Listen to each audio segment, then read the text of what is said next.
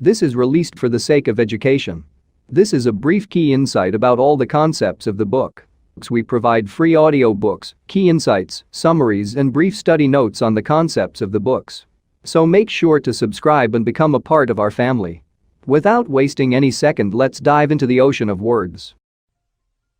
The Secret of Success. In every chapter of this book, mention is made of the money-making secret that has made fortunes for the exceedingly wealthy men whom I have carefully analyzed over a long period of years. The secret was first brought to my attention by Andrew Carnegie. The canny, lovable old Scotsman carelessly tossed it into my mind when I was but a boy. Then he sat back in his chair with a merry twinkle in his eyes and watched carefully to see if I had brains enough to understand the full significance of what he'd said to me. When he saw that I had grasped the idea, he asked if I would be willing to spend 20 years or more preparing myself to take it to the world, to men and women who, without the secret, might go through life as failures. I said I would, and with Mr. Carnegie's cooperation, I have kept my promise. Editor's comments. In 1908, during a particularly down time in the U.S. economy and with no money and no work, Napoleon Hill took a job as a writer for Bob Taylor's magazine. He was hired to write success stories about famous men. Although it would not provide much in the way of income, it offered Hill the opportunity to meet and profile the giants of industry and business, the first of whom was the creator of America's steel industry, multimillionaire Andrew Carnegie, who was to become Hill's mentor. Carnegie was so impressed by Hill's perceptive mind that following their 3-hour interview, he invited Hill to spend the weekend at his estate so they could continue the discussion. During the course of the next 2 days, Carnegie told Hill that he believed any person could achieve greatness if they understood the philosophy of success and the steps required to achieve it. "It's a shame," he said, "that each new generation must find the way to success by trial and error when the principles are really clear-cut." Carnegie went on to explain his theory that his knowledge could be gained by interviewing those who had achieved greatness, and then compiling the information and research into a comprehensive set of principles. He believed that it would take at least 20 years, and that the result would be the world's first philosophy of individual achievement. He offered Hill the challenge, for no more compensation than that Carnegie would make the necessary introductions and cover travel expenses. It took Hill 29 seconds to accept Carnegie's proposal. Carnegie told him afterward that had it taken him more than 60 seconds to make the decision, he would have withdrawn the offer. For a man who cannot reach a decision promptly, once he has all the necessary facts, cannot be depended upon to carry through any decision he may make. It was through Hill's unwavering dedication that this book was eventually written. For detailed information on the life of Hill, read or listen to the audiobook of A Lifetime of Riches, the Biography of Napoleon Hill, by Michael J. Ritt, Jr. and Kurt Landers. Michael Ritt worked as Hill's assistant for 10 years and was the first employee of the Napoleon Hill Foundation, where he served as executive director, secretary, and treasurer.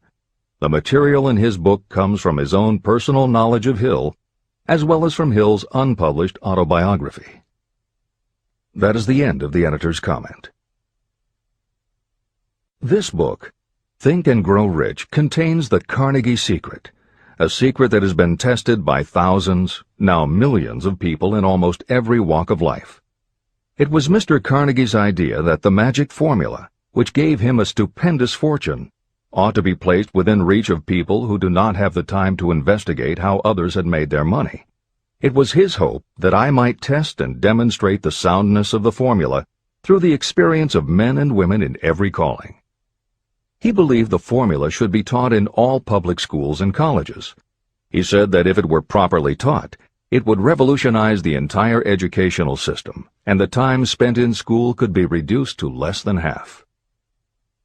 In Chapter 4, On Faith, you will read the astounding story of the organization of the giant United States Steel Corporation. It was conceived and carried out by one of the young men through whom Mr. Carnegie proved that his formula will work for all who are ready for it. This single application of the secret, by Charles M. Schwab, made him a huge fortune in both money and opportunity. Roughly speaking, this particular application of the formula was worth $600 million. These facts give you a fair idea of what reading this book may bring to you, provided you know what it is that you want. Editor's comment. According to one method of calculation, through inflation alone, it would take approximately $20 in 2001 to buy what $1 would have bought in 1901. However, to find the contemporary equivalent value of $600 million is not simply a matter of multiplying by the increase in the cost of living. Although there are other factors and variables in calculating buying power, even by conservative estimates, the $600 million would translate into at least $12 billion at the beginning of the 21st century. That's the end of the editor's comment. The secret was passed on to thousands of men and women who have used it for their personal benefit. Some have made fortunes with it. Others have used it successfully in creating harmony in their homes. A clergyman used it so effectively that it brought him an income of upwards of $75,000 a year, approximately $1.5 million in contemporary terms. Arthur Nash, a Cincinnati tailor, used his near-bankrupt business as a guinea pig on which to test the formula. The business came to life and made a fortune for its owners. The experiment was so unique that newspapers and magazines gave it millions of dollars worth of publicity. The secret was passed on to Stuart Austin Weir of Dallas, Texas. He was ready for it, so ready that he gave up his profession and studied law. Did he succeed? You'll read the answer in Chapter 6, Specialized Knowledge. While I was the advertising manager of the LaSalle Extension University, I had the privilege of seeing J.G. Chaplin, president of the university, use the formula so effectively that he made LaSalle one of the great extension schools of this country. The secret is mentioned no fewer than 100 times throughout this book. It has not been directly named, for it seems to work more successfully when it is merely left in sight, where those who are ready and searching for it may pick it up. That is why Andrew Carnegie passed it to me without giving me its specific name. If you are ready to put it to use, you will recognize this secret at least once in every chapter, but you will not find an explanation of how you will know if you are ready. That would deprive you of much of the benefit you will receive when you make the discovery in your own way. If you have ever been discouraged, if you have had difficulties that took the very soul out of you, if you have tried and failed, if you were ever handicapped by illness or physical affliction, the story of my own son's discovery and use of the Carnegie formula may prove to be the oasis in the desert of lost hope for which you have been searching. This secret was extensively used by President Woodrow Wilson during the World War, and by President Roosevelt during the Second World War. It was passed on to every soldier in the training received before going to the front. President Wilson told me it was a powerful factor in raising the funds needed for the war. A peculiar thing about this secret is that those who acquire and use it find themselves literally swept on to success. However, as is often pointed out in this book, there is no such thing as something for nothing. The secret cannot be had without paying a price, although the price is far less than its value. Another peculiarity is that the secret cannot be given away, and it cannot be purchased for money. Unless you are intentionally searching for the secret, you cannot have it at any price. That is because the secret comes in two parts, and in order for you to get it, one of those parts must already be in your possession. The secret will work for anyone who is ready for it. Education has nothing to do with it.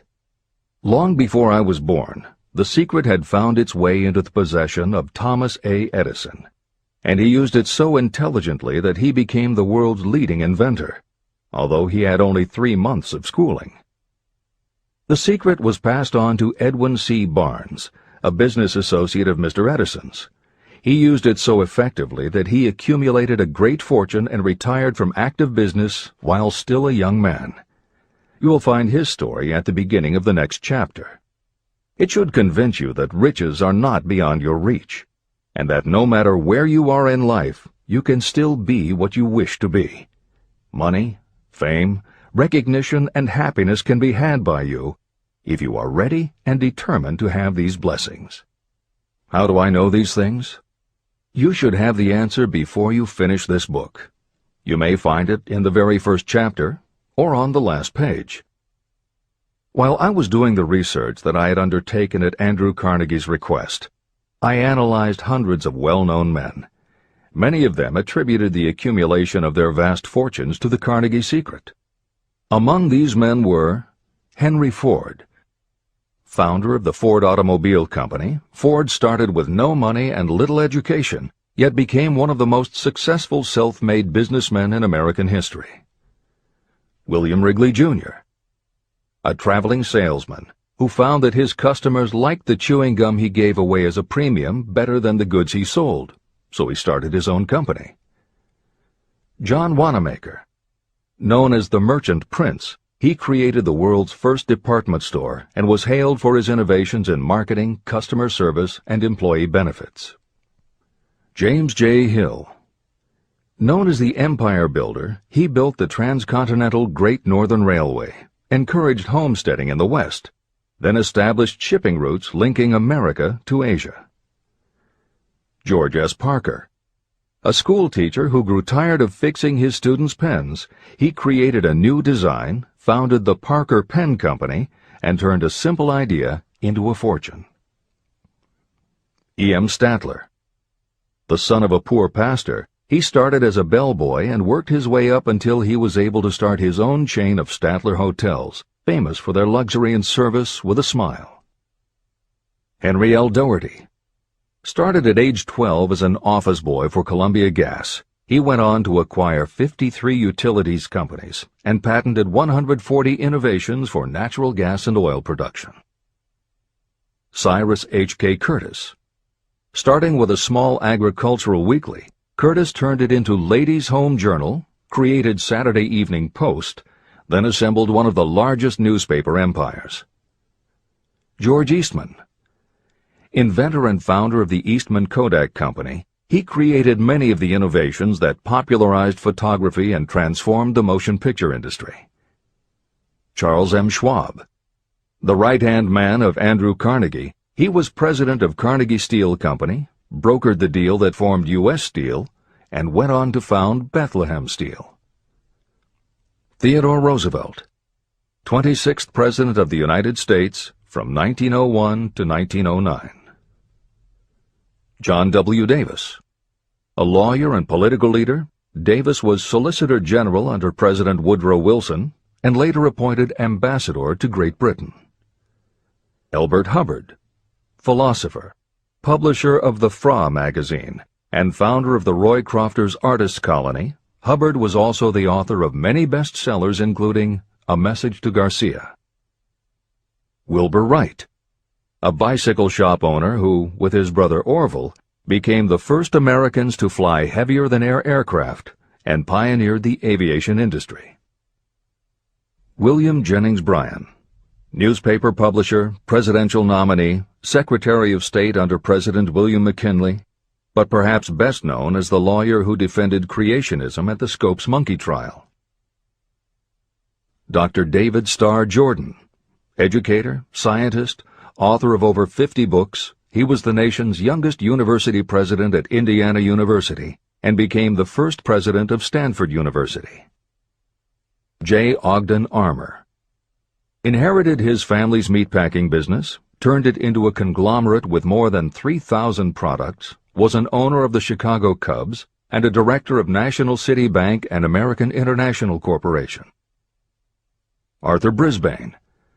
A crusading journalist and syndicated columnist, Brisbane was sought after by every major news organization and was the most read and highest-paid editorial writer of his day. Dr. Frank Gonzalez. A Chicago preacher who delivered such a powerful sermon, Philip D. Armour gave him $1 million to start the Armour Institute of Technology, of which he became president. Daniel Willard. President of the B&O Railroad for more than 30 years, he was honored by having the city of Willard, Ohio, named for him. King Gillette. A traveling salesman and born tinkerer, Gillette was trying to shave on a moving train when he came up with the idea of the safety razor, which became the foundation of a corporate giant. Ralph A. Weeks.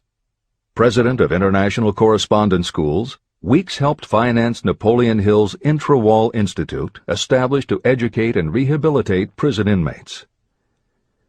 Judge Daniel T. Wright, instructor at Georgetown Law School, where Napoleon Hill was studying when Bob Taylor's magazine gave him the assignment to write a profile of Andrew Carnegie. John D. Rockefeller. With $1,000 in savings plus another $1,000 borrowed from his father, he started a kerosene company which he grew into the giant Standard Oil and one of the world's greatest fortunes. Thomas A. Edison.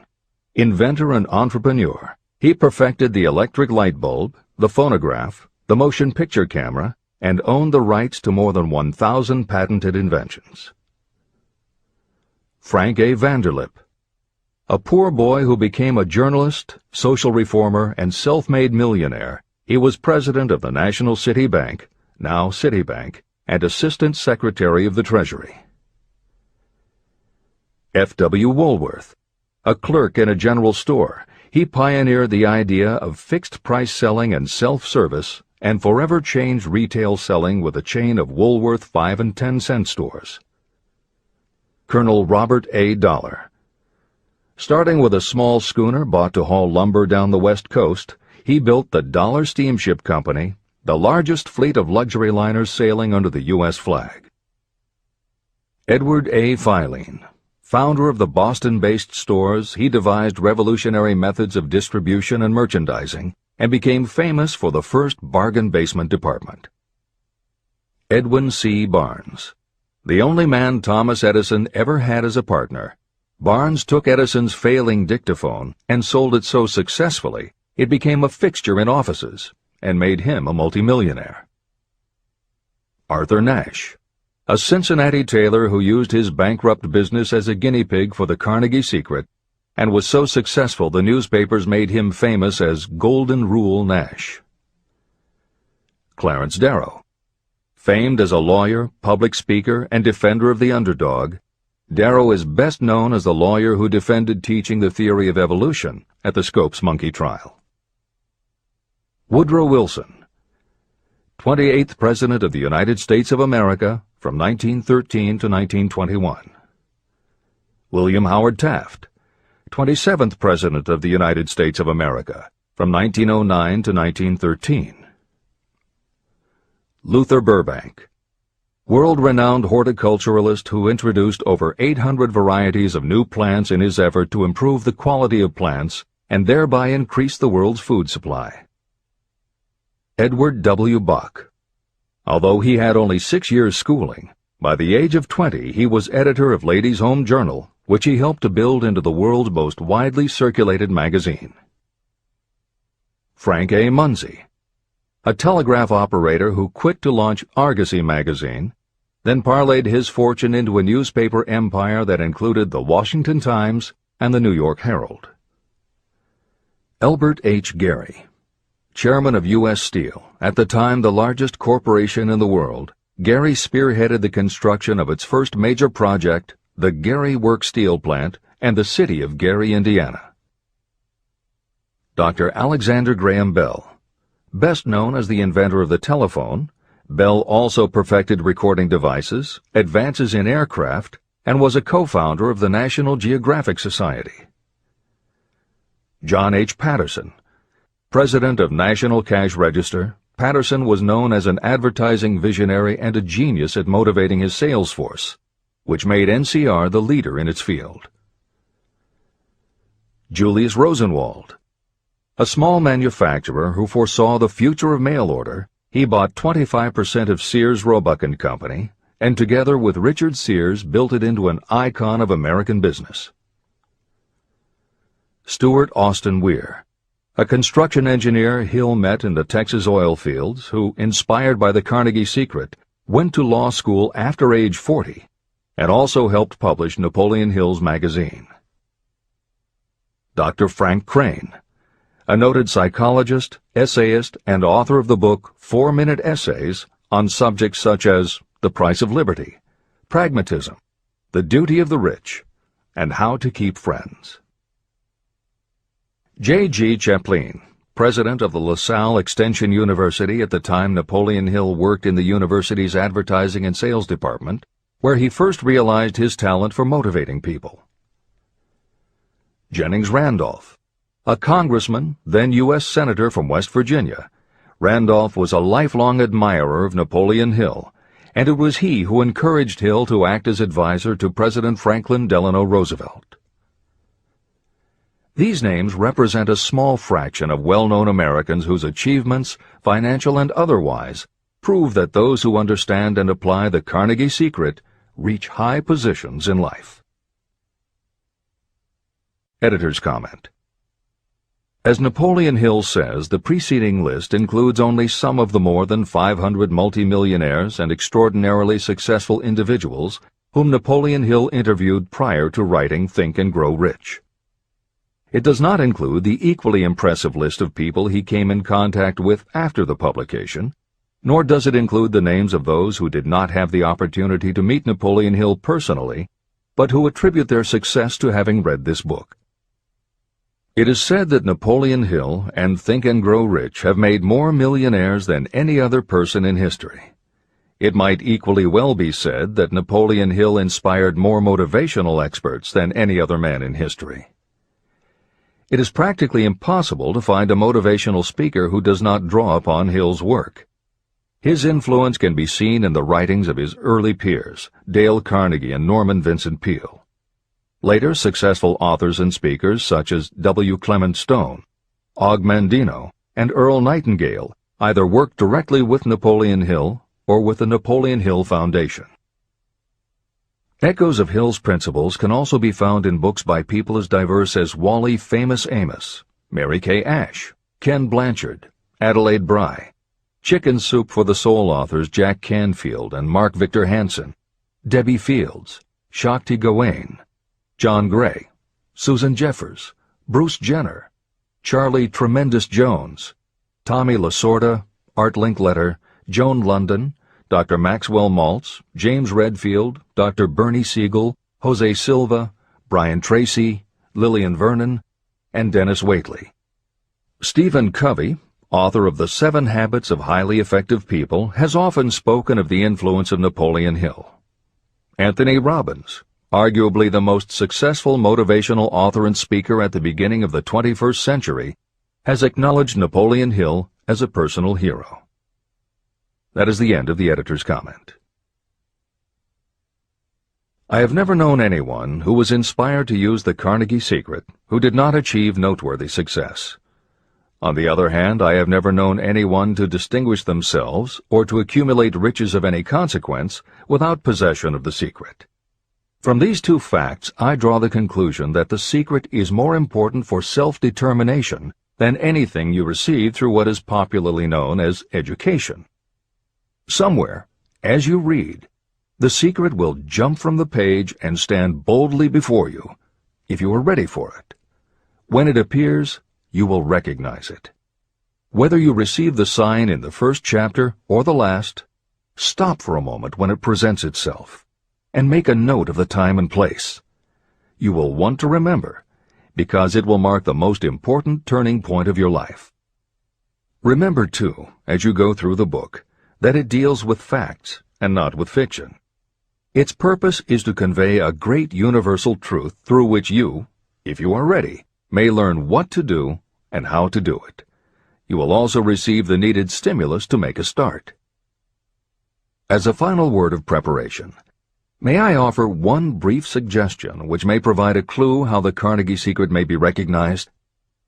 It is this: achievement and all earned riches have their beginning in an idea. If you are ready for the secret, you already possess one half of it. Therefore, you will recognize the other half the moment it reaches your mind. Editor's comment. Unlike much of the business and motivational literature available, Think and Grow Rich is not written for readers to skip around from chapter to chapter, taking a concept here and an idea there to solve the problem of the moment. This book is written as a carefully integrated whole, to be read in its entirety, from beginning to end. Concepts that are introduced in one chapter recur in other chapters where their meaning and significance rely upon the reader having already assimilated the earlier knowledge.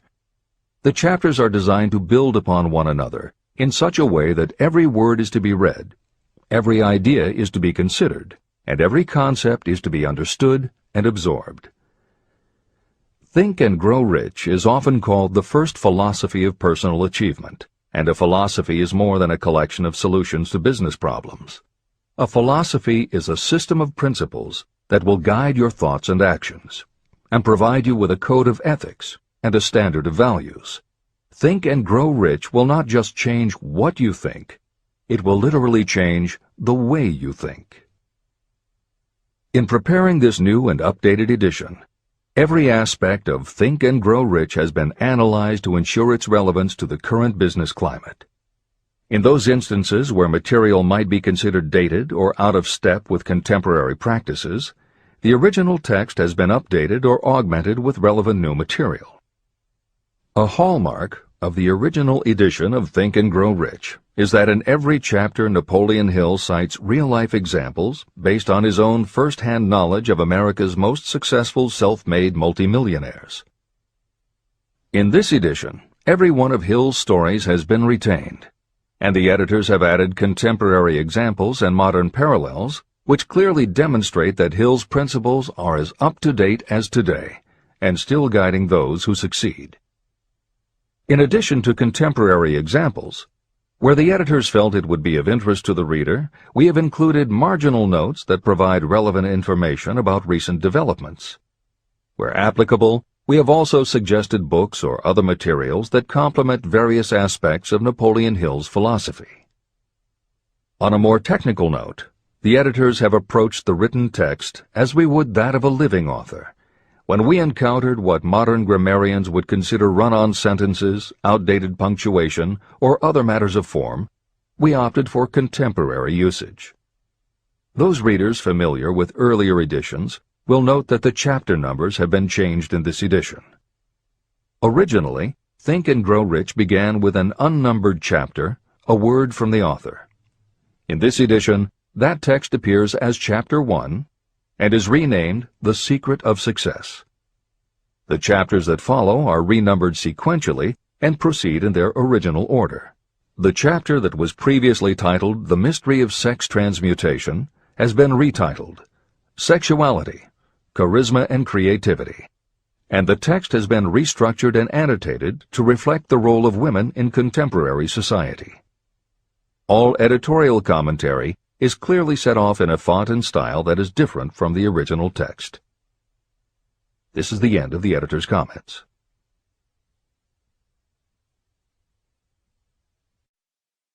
Both poverty and riches are the offspring of thought. Chapter 2. Thoughts are Things. The man who thought his way into partnership with Thomas A. Edison. Truly, thoughts are things, and powerful things, when they are mixed with definiteness of purpose, persistence, and a burning desire for their translation into riches or other material objects. Some years ago, Edwin C. Barnes discovered how true it is that you really can think and grow rich. His discovery did not come about at one sitting. It came little by little, beginning with a burning desire to become a business associate of the great Thomas Edison. One of the chief characteristics of Barnes' desire was that it was definite. He wanted to work with Edison, not for him. Pay close attention to the story of how he turned his desire into reality, and you'll have a better understanding of the principles that lead to riches. When this desire, or this thought, first flashed into his mind, he was in no position to act upon it. Two problems stood in his way. He did not know Mr. Edison, and he did not have enough money to buy a train ticket to West Orange, New Jersey, where the famed Edison Laboratory was located. These problems would have discouraged the majority of people from making any attempt to carry out the desire. But his was no ordinary desire. The Inventor and the Tramp. Edwin C. Barnes presented himself at Mr. Edison's laboratory and announced that he had come to go into business with the inventor. Years later, in speaking about that first meeting, Mr. Edison said about Barnes, "He stood there before me looking like an ordinary tramp, but there was something in the expression of his face which conveyed the impression that he was determined to get what he had come after. I had learned from years of experience with men that when a man really desires a thing so deeply that he is willing to stake his entire future on a single turn of the wheel in order to get it, he is sure to win. I gave him the opportunity he asked for, because I saw he had made up his mind to stand by until he succeeded. Subsequent events proved that no mistake was made." It could not have been the young man's appearance that got him his start in the Edison office. That was definitely against him. It was what he thought that counted. Barnes did not get his partnership with Edison on his first interview. What he did get was a chance to work in the Edison offices at a very nominal wage. Months went by.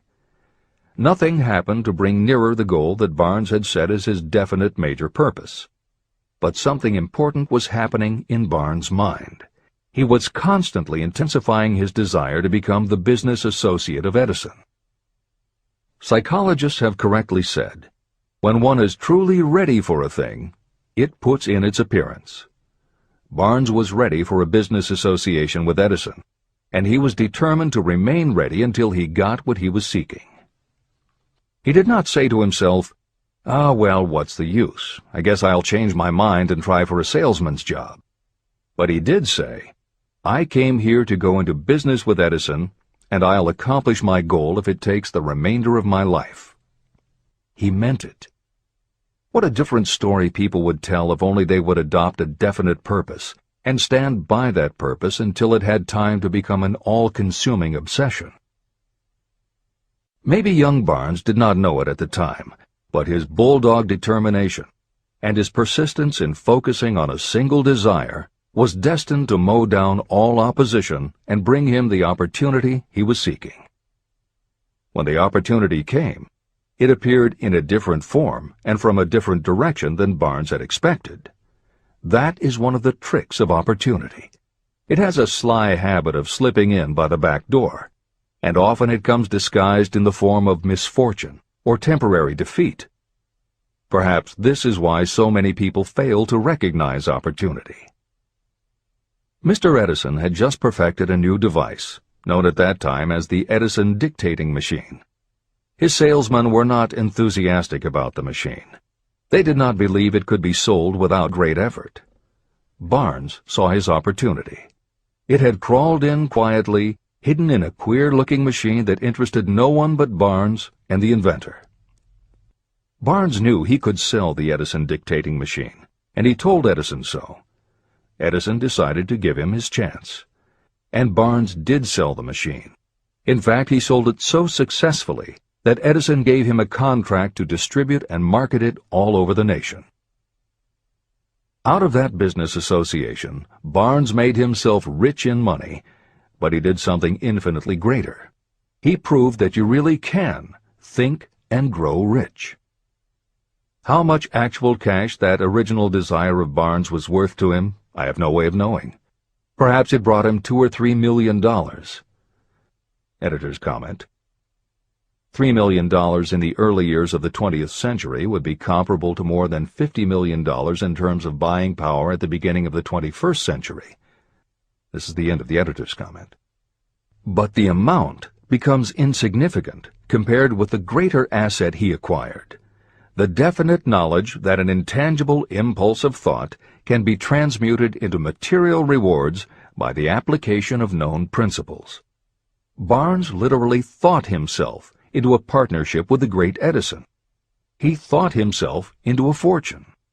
He had nothing to start with except knowing what he wanted, and the determination to stand by that desire until he realized it. 3 feet from gold. One of the most common causes of failure is the habit of quitting when you're overtaken by temporary defeat. Every person is guilty of this mistake at one time or another. During the gold rush days, An uncle of my friend R.U. Darby was caught by gold fever, and he went west to Colorado to dig and grow rich. He had never heard that more gold has been mined from the thoughts of men than has ever been taken from the earth. He staked a claim and went to work with pick and shovel.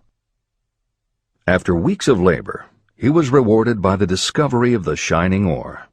He needed machinery to bring the ore to the surface. Quietly, he covered up the mine and returned to his home in Williamsburg, Maryland. He told his relatives and a few neighbors about the strike. They got together the money for the machinery and had it shipped. R.U. Darby decided to join his uncle, and they went back to work the mine. The first car of ore was mined and shipped to a smelter. The returns proved they had one of the richest mines in Colorado. A few more cars of that ore would clear their debts. Then would come the big killing in profits. Down went the drills. Up went the hopes of Darby and Uncle. Then something happened. The vein of gold ore disappeared. They had come to the end of the rainbow, and the pot of gold was no longer there. They drilled on, desperately trying to pick up the vein again, all to no avail. Finally, they decided to quit. They sold the machinery to a junkman for a few $100s and took the train back home. The junkman called in a mining engineer to look at the mine and do a little calculating. The engineer advised that the project had failed because the owners were not familiar with fault lines. His calculations showed that the vein would be found just 3 feet from where the Darbys had stopped drilling. And that is exactly where it was found. The junkman took millions of dollars in ore from the mine because he knew enough to seek expert counsel before giving up. Long afterward, Mr. Darby recouped his loss many times over when he made the discovery that desire can be transmuted into gold. The discovery came after he went into the business of selling life insurance. Never forgetting that he lost a huge fortune because he stopped 3 feet from gold, Darby profited by the experience in his newly chosen field.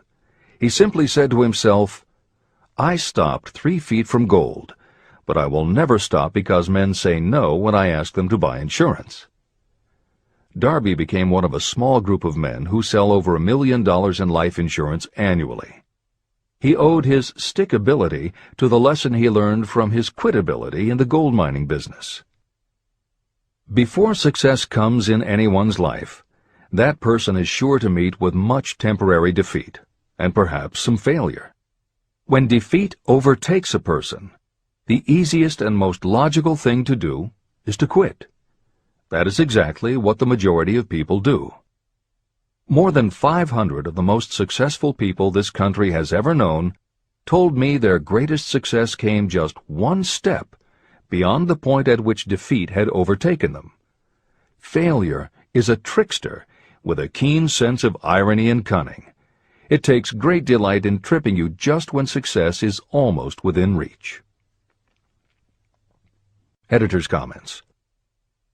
Napoleon Hill's creed, "Every failure brings with it the seed of an equivalent success," was the inspiration for entrepreneur and motivational speaker Wayne Allen Root to write his book, The Joy of Failure.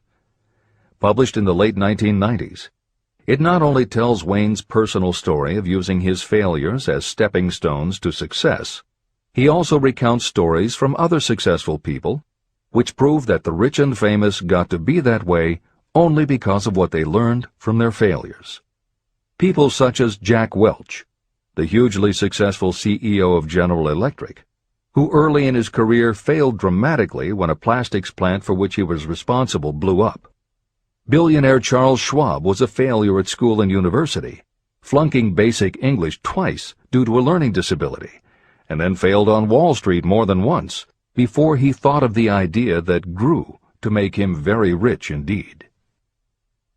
Sylvester Stallone, Bruce Willis, Oprah Winfrey, Bill Clinton, Stephen Jobs, Donald Trump, and a host of other equally well-known achievers all had to fail in order to learn the lessons that ultimately made them successes. Every one of them was a failure, but none of them was defeated. Charles F. Kettering, who patented more than 200 inventions including the automobile ignition, the spark plug, Freon for air conditioners and the automatic transmission, said, "From the time a person is 6 years old until he graduates from college, he has to take 3 or 4 examinations a year. If he flunks once, he is out." But an inventor is almost always failing. He tries and fails maybe 1,000 times. If he succeeds once, then he's in. These two things are diametrically opposite. We often say that the biggest job we have is to teach a newly hired employee how to fail intelligently. We have to train him to experiment over and over and to keep on trying and failing until he learns what will work. Failures are just practice shots. This is the end of the editor's comment. A 50-cent lesson in persistence. Shortly after Mr. Darby received his degree from the University of Hard Knocks, he witnessed something that proved to him that no does not necessarily mean no. One afternoon, he was helping his uncle grind wheat in an old-fashioned mill. The uncle operated a large farm on which a number of sharecropper farmers lived. Quietly, the door was opened, and a small child, the daughter of a tenant, walked in and took her place near the door. The uncle looked up, saw the child, and barked at her roughly, "What do you want?" Meekly, the child replied, "My mom says to send her 50 cents. "I'll not do it," the uncle retorted. "Now you run on home." But she did not move. The uncle went ahead with his work, not noticing that she did not leave. When he looked up again and saw her still standing there, he said, "I told you to go on home. Now go, or I'll take a switch to you." But she did not budge. The uncle dropped a sack of grain he was about to pour into the mill hopper and started toward the child. Darby held his breath. He knew his uncle had a fierce temper. When the uncle reached the spot where the child was standing, she quickly stepped forward 1 step, looked up into his eyes, and screamed at the top of her voice, "My mom's got to have that 50 cents!" The uncle stopped, looked at her for a minute, put his hand in his pocket, took out $50, and gave it to her. The child took the money and slowly backed toward the door, never taking her eyes off the man whom she had just conquered. After she had gone, the uncle sat down on a box and looked out the window into space for more than 10 minutes. He was pondering, with awe, over the whipping he had just taken. Mr. Darby, too, was doing some thinking. This was the first time in all his experience that he had seen a child deliberately master an adult. How did she do it? What happened to his uncle that caused him to lose his fierceness and become as docile as a lamb? What strange power did this child use that made her master of the situation? These questions flashed into Darby's mind, but he did not find the answer until years later, when he told me the story. Strangely, the story of this unusual experience was told to me in the old mill on the very spot where the uncle took his whipping. As we stood there in that musty old mill, Mr. Darby repeated the story and finished by asking, "What can you make of it? What strange power did that child use that so completely whipped my uncle?" The answer to his question will be found in the principles described in this book. The answer is full and complete. It contains enough details and instructions for you to understand and apply the same force that the little child accidentally stumbled upon. Keep your mind alert, and you will learn exactly what strange power came to the rescue of the child. You may catch a glimpse of the power in this chapter, or it may flash into your mind in some later chapter. If you stay alert to the possibility, somewhere you will find the idea that will quicken your receptive powers and place at your command this same irresistible power. It may come in the form of a single idea, or it may come as a complete plan or a purpose. It may even cause you to go back over your past experiences of failure or defeat, and in doing so, it may bring to the surface some lesson by which you can regain all that you lost through defeat. After I had explained to Mr. Darby the power unwittingly used by the little child, he mentally retraced his 30 years as a life insurance salesman. As he did so, it became clear to him that his success was due, in no small degree, to the lesson he had learned from the child. Mr. Darby pointed out, "Every time a prospect tried to bow me out without buying, I saw that child standing there in the old mill, her big eyes glaring in defiance, and I said to myself, I've got to make this sale. The better portion of all sales I've made were made after people had said no." He also recalled his mistake in having stopped only 3 feet from gold. "But," he said, "that experience was a blessing in disguise. It taught me to keep on keeping on, no matter how hard the going may be. A lesson I needed to learn before I could succeed in anything." Mr. Darby's experiences were commonplace and simple enough, yet they held the answer to his destiny in life. In fact, to him the experiences were as important as life itself, and he was able to profit from these 2 important experiences because he analyzed them and found the lesson they taught. But what if you don't see the events of your life as being experiences of such profound significance? And what about the young person who doesn't yet have even minor failures to analyze? Where and how will they learn the art of converting defeats into the stepping stones to opportunity? That is exactly why this book was written, to answer those questions. To convey my answer, I have constructed 13 principles. These principles work individually or together as catalysts. The specific answer that you are looking for may already be in your own mind. Reading these principles may be the catalyst that causes your answer to suddenly come to you as an idea, a plan, or a purpose. One sound idea is all you need to achieve success. These 13 principles contain the best and most practical ways and means of creating ideas. Success consciousness. Before I go any further in the description of these principles, you should know this.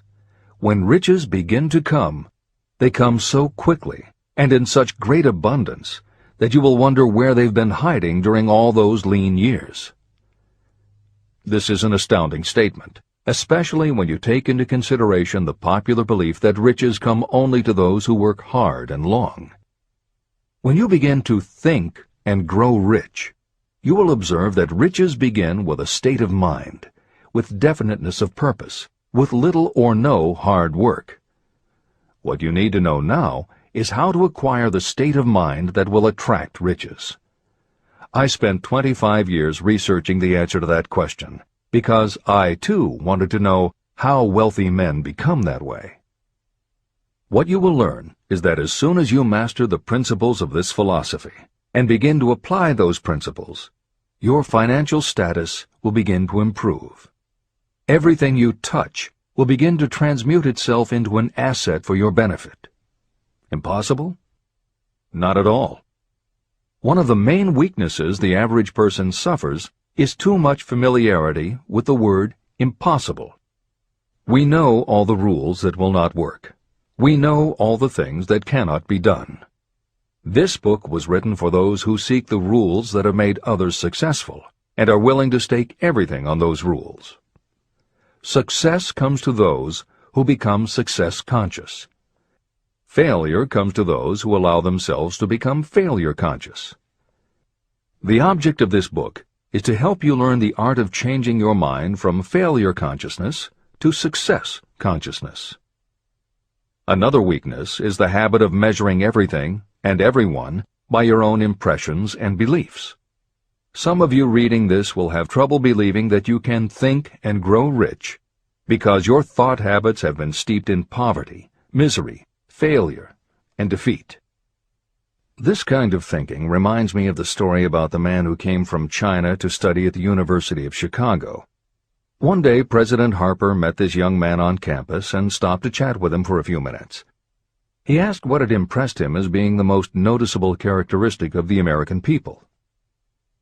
"Why," the student exclaimed, "the unusual shape of your eyes." It's all a matter of perspective and habit. The same is true of your belief in what a person can achieve. If you have formed the habit of seeing life only from your own perspective, you may make the mistake of believing that your limitations are in fact the proper measure of limitations. The impossible Ford V8 motor.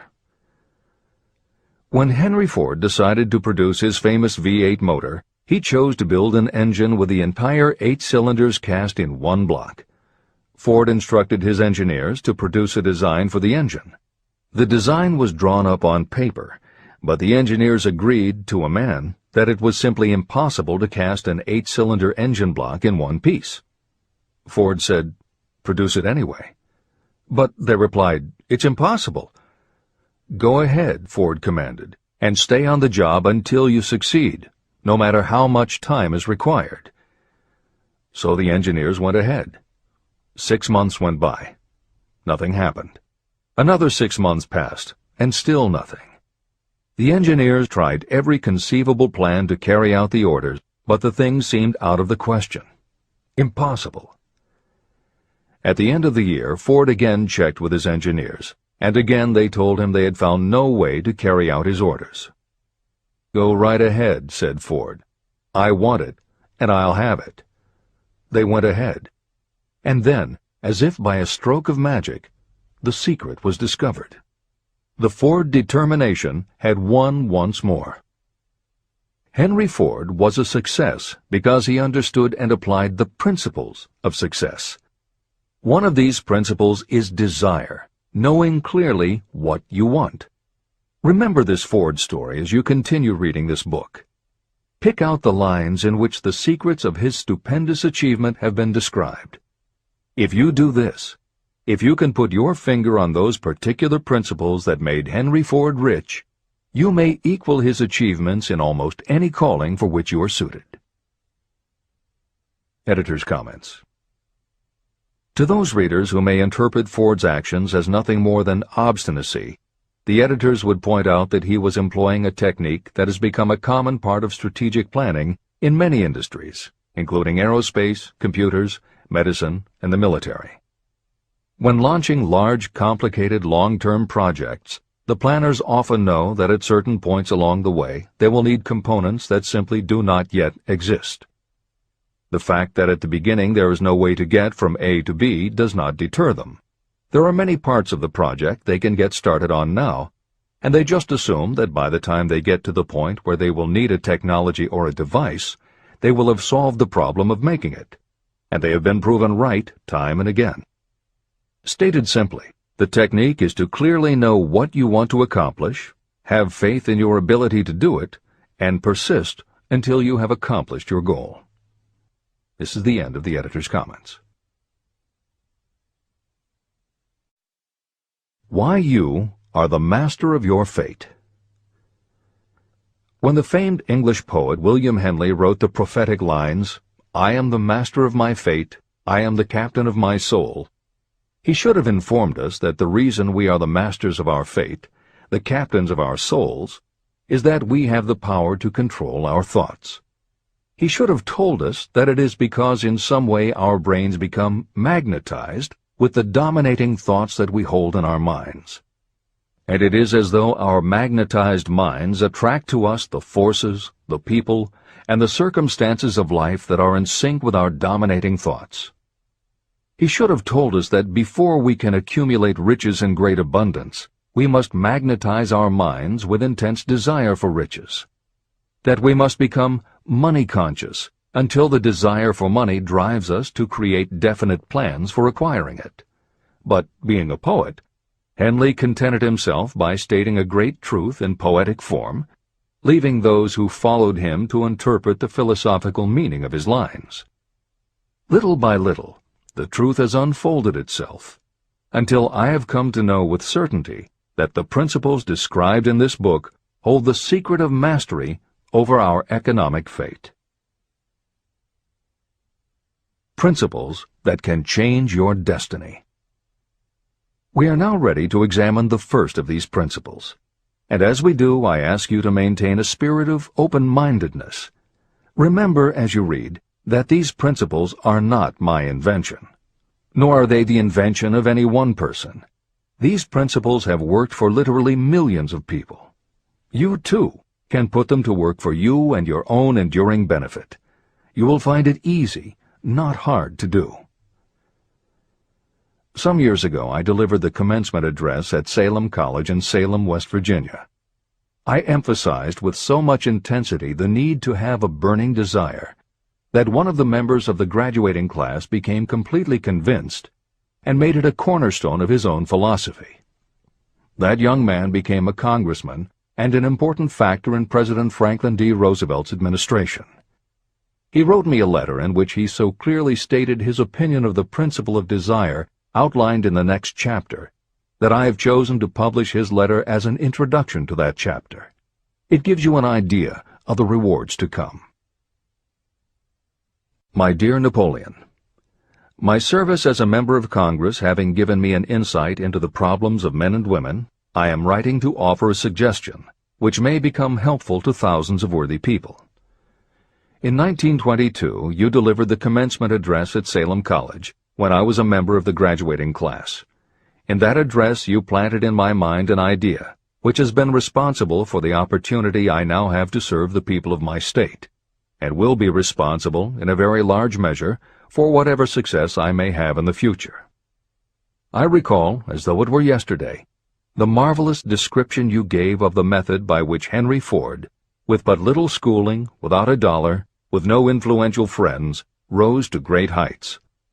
I made up my mind then, even before you had finished your speech, that I would make a place for myself, no matter how many difficulties I had to surmount.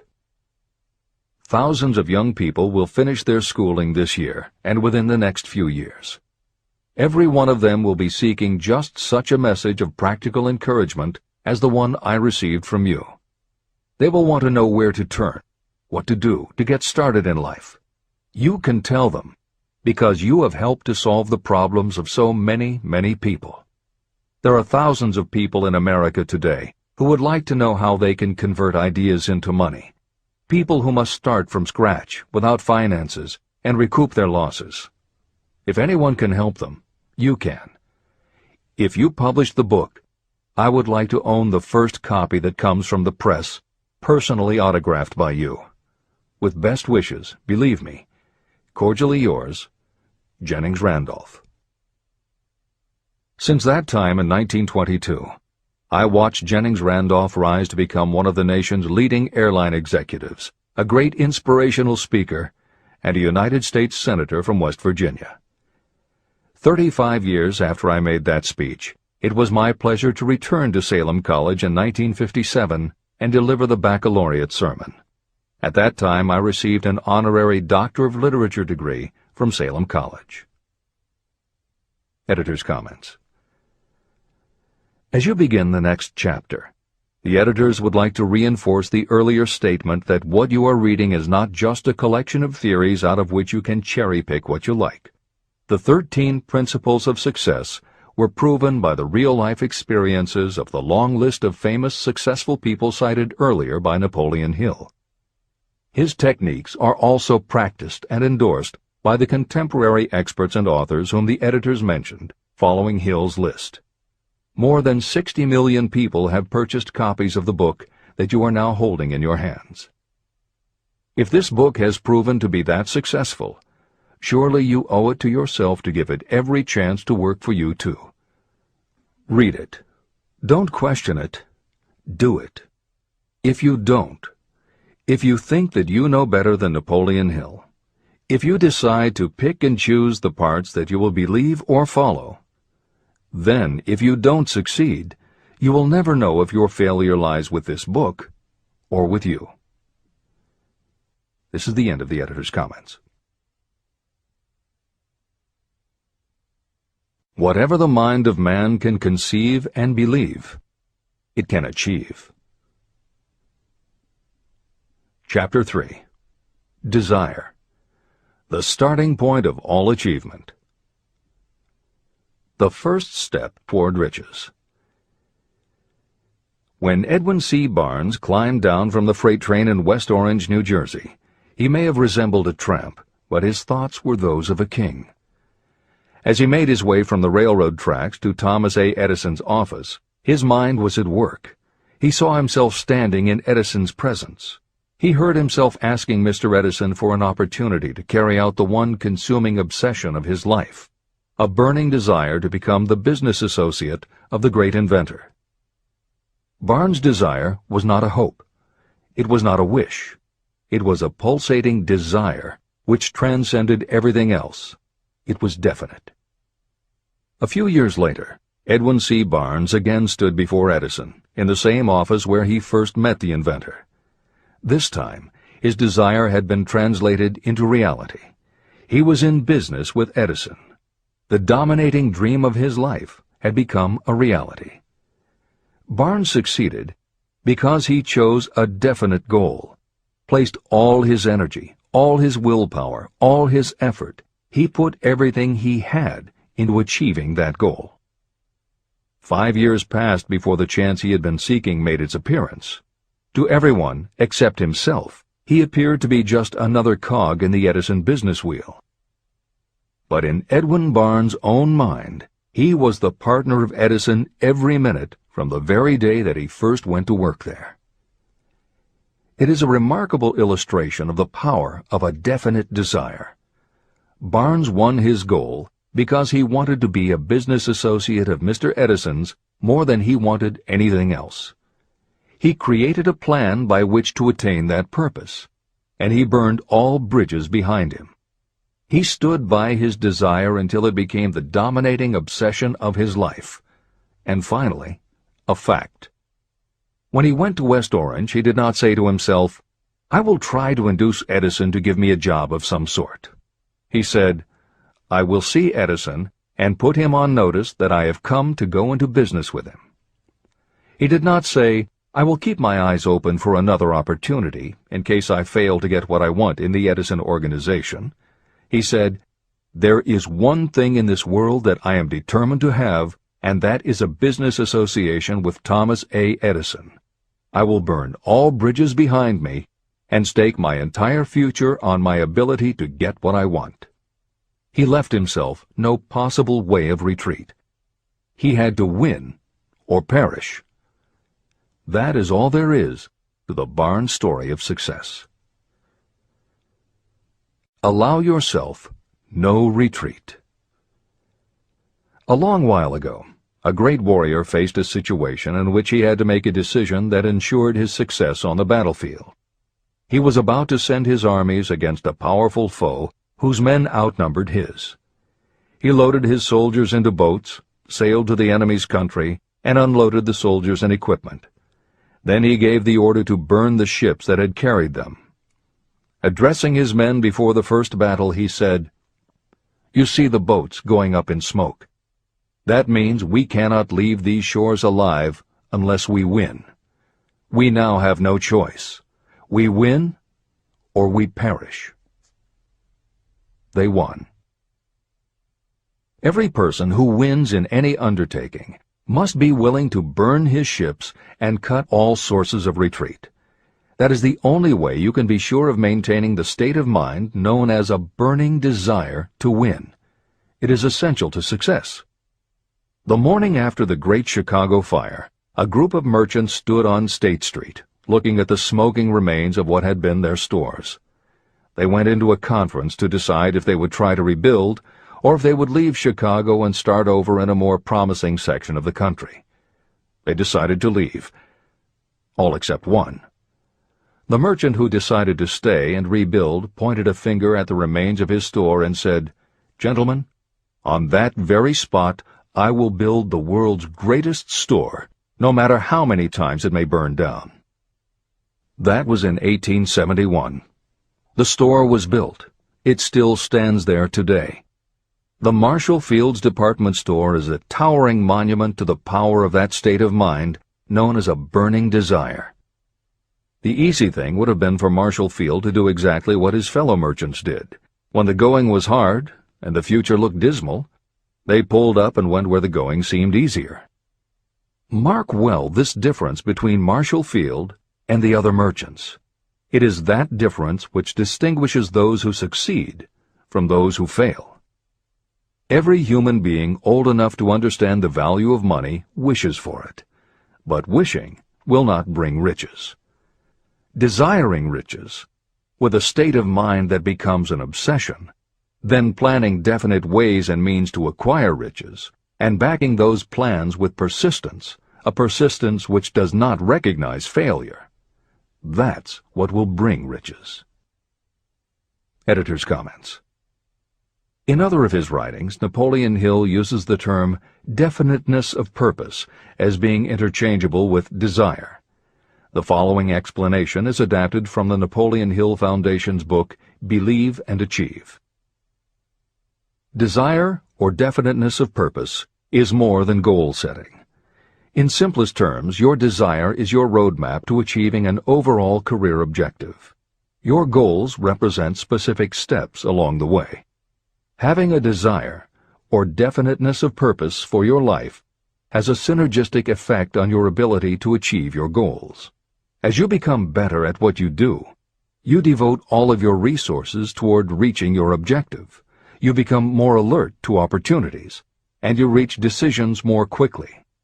Every action you take ultimately boils down to the question, will this goal help me reach my desire, my overall objective, or won't it? Your purpose will become your life. It will permeate your mind, both conscious and subconscious. This is the end of the editor's comments. 6 ways to turn desire into gold.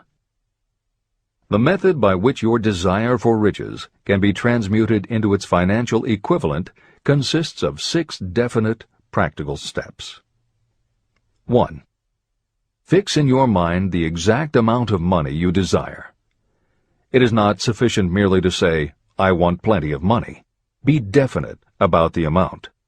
There is a psychological reason for such definiteness explained in subsequent chapters. 2. Determine exactly what you intend to give in return for the money you desire.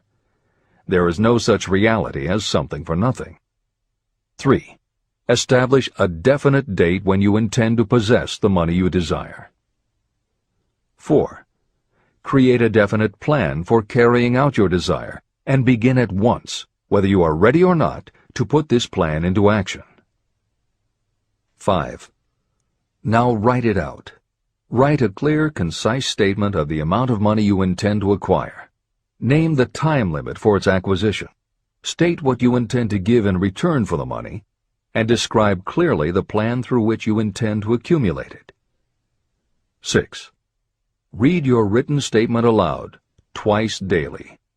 Read it once just before retiring at night, and read it once after arising in the morning. As you read, see and feel and believe yourself already in possession of the money. It is important that you follow the instructions in these 6 steps. It is especially important that you observe and follow the instructions in the 6th step. You may complain that it is impossible for you to see yourself in possession of money before you actually have it. Here is where a burning desire will come to your aid. If you truly desire money so keenly that your desire is an obsession, you will have no difficulty in convincing yourself that you will acquire it. The object is to want money, and to become so determined to have it that you convince yourself you will have it.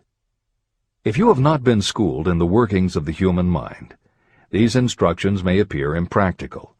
It may help you to know that the information they convey was given to me by Andrew Carnegie, who made himself into one of the most successful men in American history. Carnegie began as an ordinary laborer in the steel mills, but managed, despite his humble beginning, to make these principles yield him a fortune of considerably more than $100 million. Editor's comment. In today's terms, the value of Carnegie's fortune would be at least $20 billion and probably a good deal more. End of editor's comment. It may be of further help to know that the 6 steps were carefully scrutinized by the famed inventor and successful businessman, Thomas A. Edison.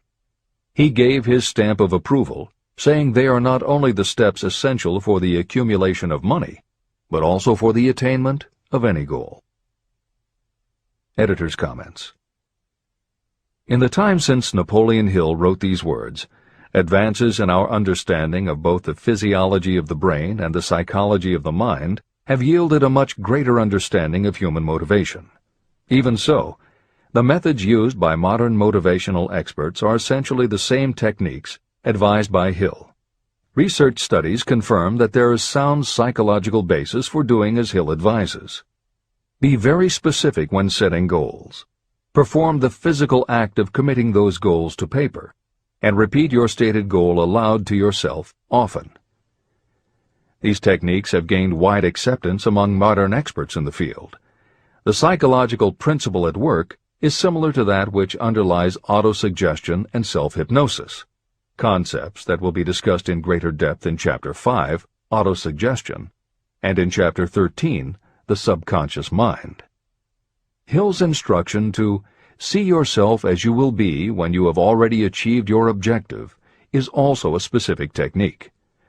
Today it is commonly taught by motivational experts under the term creative visualization. In Chapter 4 on faith and in Chapter 5 on autosuggestion, Hill elaborates on his method. Before moving on, the editors would like to reinforce Hill's advice to follow his instructions to the letter.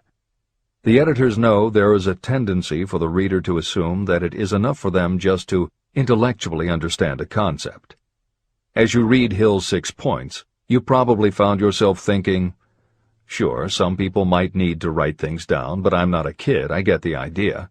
Or, okay, I understand that saying it out loud might help some less sophisticated people, but I already understand the point intellectually. If you feel that way, let us remind you that many of the most successful people whom you admire did not think they were too smart or too sophisticated to follow Hill's instructions. The editors would again point out that if Napoleon Hill believed the actual acts of writing and speaking your goals is important, and if psychologists and motivational experts agree, then you would be foolish not to follow this simple advice. Just do it. This is the end of the editor's comments. The steps call for no hard labor. They call for no sacrifice. To apply them does not call for a great amount of education. But the 6 steps do call for enough imagination to see and to understand that the accumulation of money cannot be left to chance or luck. You may as well know right here that you can never have riches in great quantity unless you can work yourself into a white heat of desire for money and actually believe you will possess it.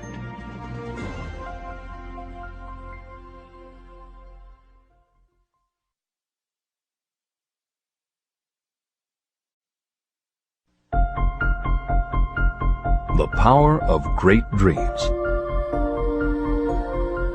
If you are in this race for riches, you should be encouraged by the following truth.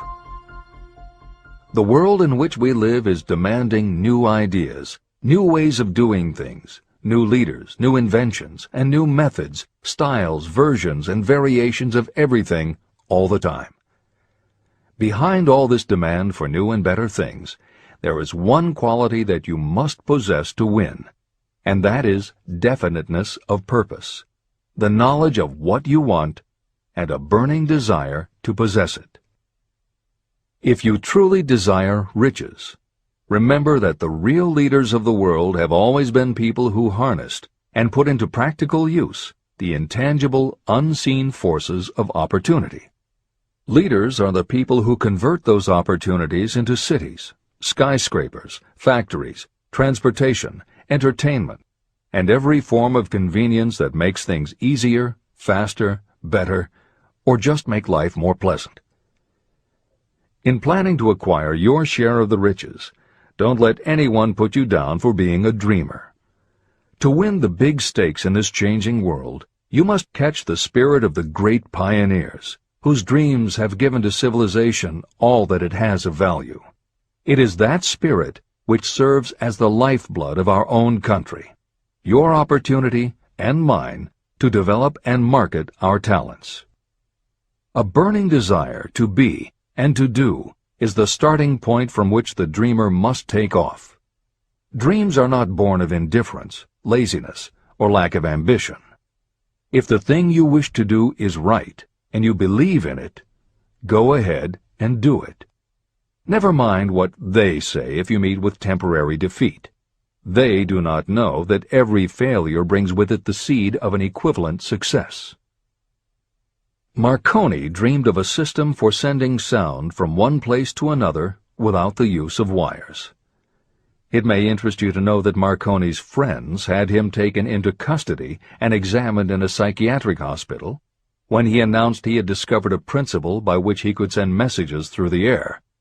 Evidence that he did not dream in vain may be found in every radio and television set, cellular phone, communication satellite, and every other wireless device in the world.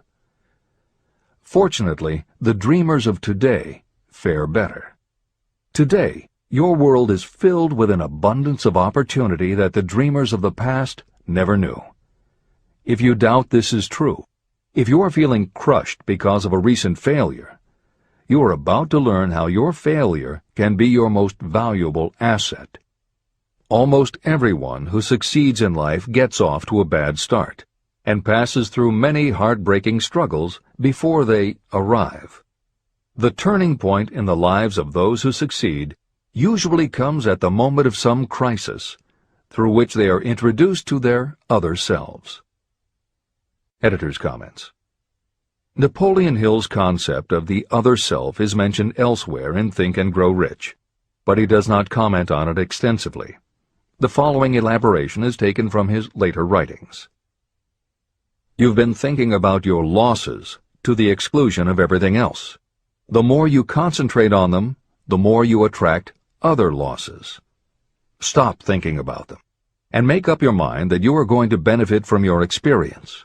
Whatever personal obstacles you face, you must start getting to know that side of your personality that knows no obstacles, that recognizes no defeats. Cultivate a friendship with the other you, so no matter what you're doing, you are allied with someone who shares your goals. All the philosophy and advice about persuading others will be much more useful to you if you practice it yourself. This is the end of the editor's comment. Sidney Porter discovered the genius that slept within his brain only after he had met with great misfortune. He was found guilty of embezzlement and confined to a prison cell in Columbus, Ohio, and it was there that he became acquainted with his other self. He began to write short stories. Then, while locked in his cell, he began to sell those stories to magazines under the pen name O. Henry. Through the use of his imagination, he discovered himself to be a great author instead of a miserable criminal and outcast. By the time he was released from prison, O. Henry was the most popular short story writer in the country. Editor's comments. More recently, in another prison, another kind of writer met his other self, and country music gained one of its most talented songwriters and biggest stars. As a kid, Merle Haggard's family home was a converted boxcar in Bakersfield, California. After his father died when Merle was 9, more often than not, home for young Merle was a series of juvenile detention centers.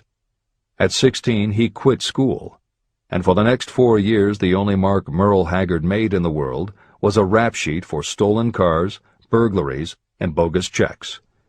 By the age of 20, he was serving time in San Quentin and gaining a reputation as a hard-case con. Then he met his other self.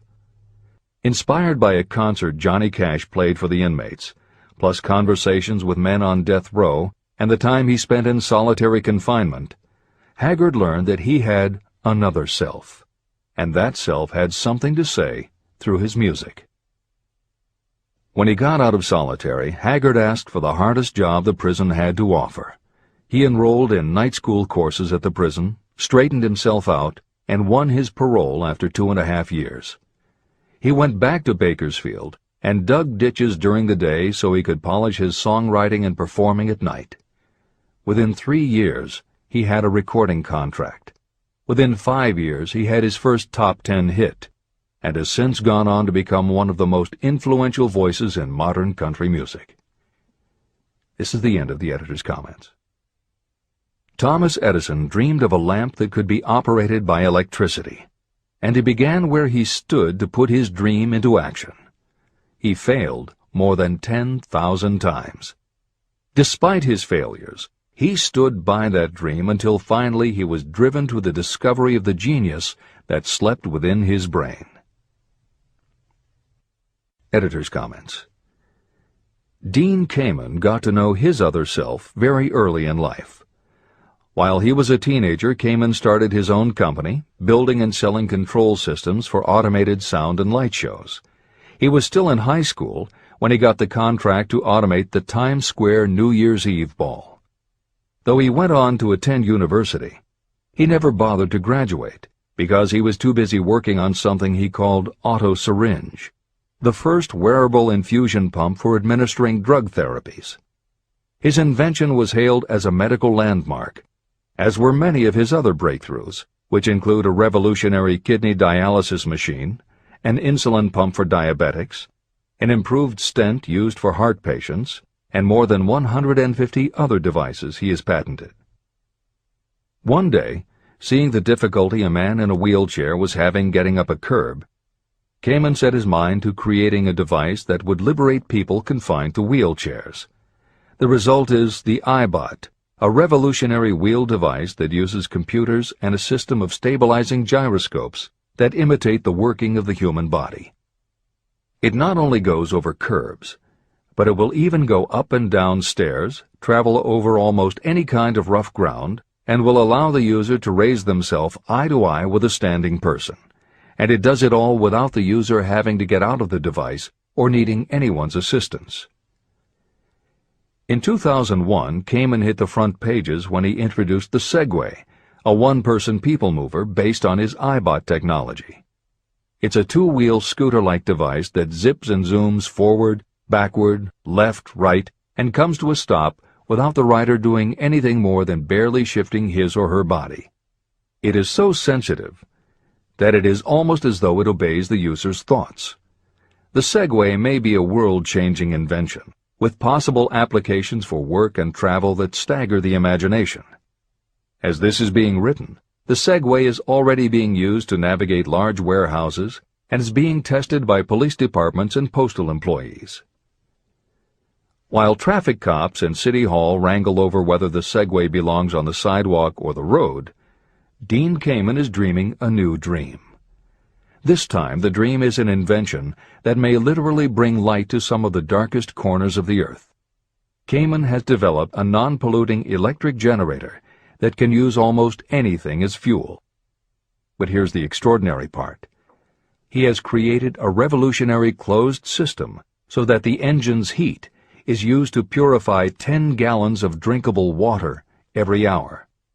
This amazing invention could bring safe drinking water to parts of the world where contaminated water kills millions, and at the same time, it will provide a source of cheap, reliable electric power.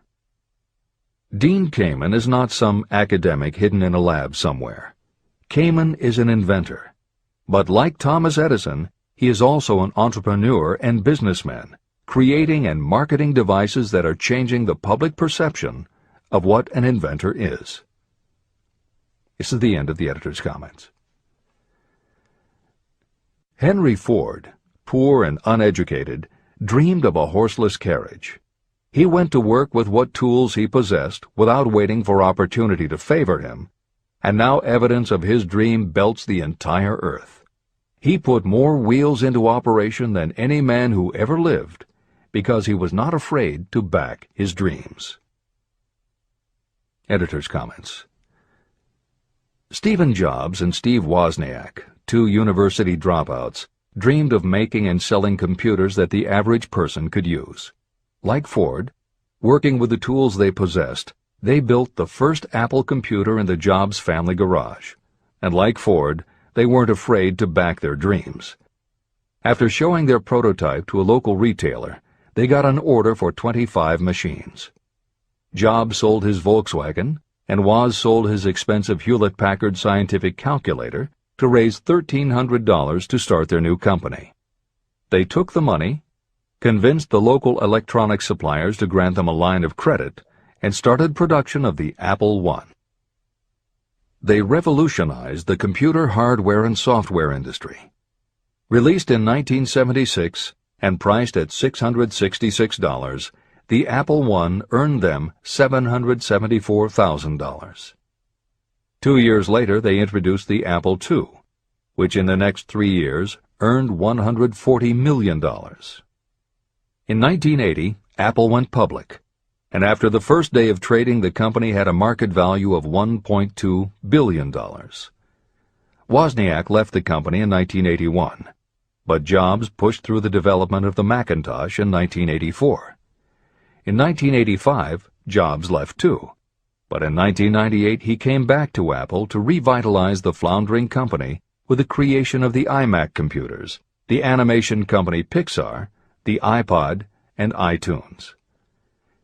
In presenting stories of contemporary successes, the editors have followed Hill's style of using real people to illustrate the principles of success. But Napoleon Hill was granted a rare privilege. Unlike anyone before or after, he had the opportunity to personally meet the most powerful and successful people and learn firsthand the dreams that inspired them, the obstacles that confronted them, and how they found the courage within themselves to overcome their failures. Hill met many of the inventors and the empire builders who laid the foundations of 20th century American industry while they were still news, not history. Then for more than 25 years, he studied the habits and learned the secrets of the next generations who built on the foundations, forged new industries, devised new systems, and dreamed new dreams. It was only because Hill was given such unprecedented access over such a long period that he was able to compare, contrast, analyze, and then formulate a philosophy of achievement based on the real stories of real people who had used these techniques to create their success. Think and Grow Rich revolutionized self-help writing, and to this day is the standard against which all motivational literature is measured. Its success also helped create the market for the thousands of business biographies that tell in detail how the dreams were born, plans were made, frustrations were faced, and triumphs achieved in every sector of modern business. And because this wealth of information is now available, with little more than the click of a mouse, you can read, hear, or watch today's greatest entrepreneurs and most successful CEOs confirming in their own words the basic truth behind every one of the principles Napoleon Hill explains in this book. The products or services they sell may be different, but the story of their success is the same. Dreams, followed by failures, followed by lessons learned, then success. For every Henry Ford, Thomas Edison, or O. Henry that Napoleon Hill cites to make a point, today there is a Steve Jobs, Dean Kamen, or Merle Haggard, proving that Hill's points are still valid. This is the end of the editor's comments. There is a difference between wishing for a thing and being ready to receive it. No one is ready for a thing until they believe they can acquire it. The state of mind must be belief, not mere hope or wish. Open-mindedness is essential for belief. Closed minds do not inspire faith, courage, and belief. Remember, no more effort is required to aim high in life, to demand abundance and prosperity, than is required to accept misery and poverty. A great poet has correctly stated this universal truth through these lines. I bargained with life for a penny, and life would pay no more. However, I begged at evening when I counted my scanty store. For life is a just employer. He gives you what you ask. But once you have set the wages, why, you must bear the task. I worked for a menial's hire, only to learn dismayed that any wage I had asked of life, life would have willingly paid. Desire outwits Mother Nature. As a fitting climax to this chapter, I wish to introduce one of the most unusual persons I have ever known. I first saw him a few minutes after he was born. He came into the world without any physical sign of ears. When pressed for an opinion, the doctor concluded that the child might be deaf and mute for life. I challenged that doctor's opinion. I had the right to do so. I was the child's father. I, too, reached a decision. But I expressed my opinion silently, in the secrecy of my own heart. In my own mind, I knew that my son would hear and speak. How? I was sure there must be a way, and I knew I would find it. I thought of the words of the immortal Emerson. The whole course of things goes to teach us faith. We need only obey. There is guidance for each of us, and by lowly listening, we shall hear the right word. The right word? Desire. More than anything else, I desired that my son should not be deaf and unable to speak. From that desire, I never receded, not for a second. What could I do about it? Somehow, I would find a way to transplant into that child's mind my own burning desire for ways and means of conveying sound to his brain without the aid of ears. As soon as the child was old enough to cooperate, I would fill his mind so completely with a burning desire to hear that nature would, by methods of her own, translate it into physical reality. All this thinking took place in my own mind, but I spoke of it to no one. Every day I renewed the pledge I had made to myself that my son should not be deaf. As he grew older and began to take notice of things around him, we observed that he had a slight degree of hearing. When he reached the age when children usually begin talking, he made no attempt to speak, but we could tell by his actions that he could hear certain sounds slightly. That was all I needed to know. I was convinced that if he could hear, even slightly, he might develop still greater hearing capacity. Then something happened that gave me hope. It came from an entirely unexpected source. We bought a phonograph. When the child heard the music for the first time, he went into ecstasies. He promptly appropriated the machine. On one occasion, he played a record over and over for almost 2 hours, standing in front of the phonograph with his teeth clamped on the edge of the case. The significance of this did not become clear to us until years afterward. At the time, we had never heard of the principle of bone conduction of sound. Shortly after he appropriated the phonograph, I discovered that he could hear me quite clearly when I spoke with my lips touching his mastoid bone at the base of the skull.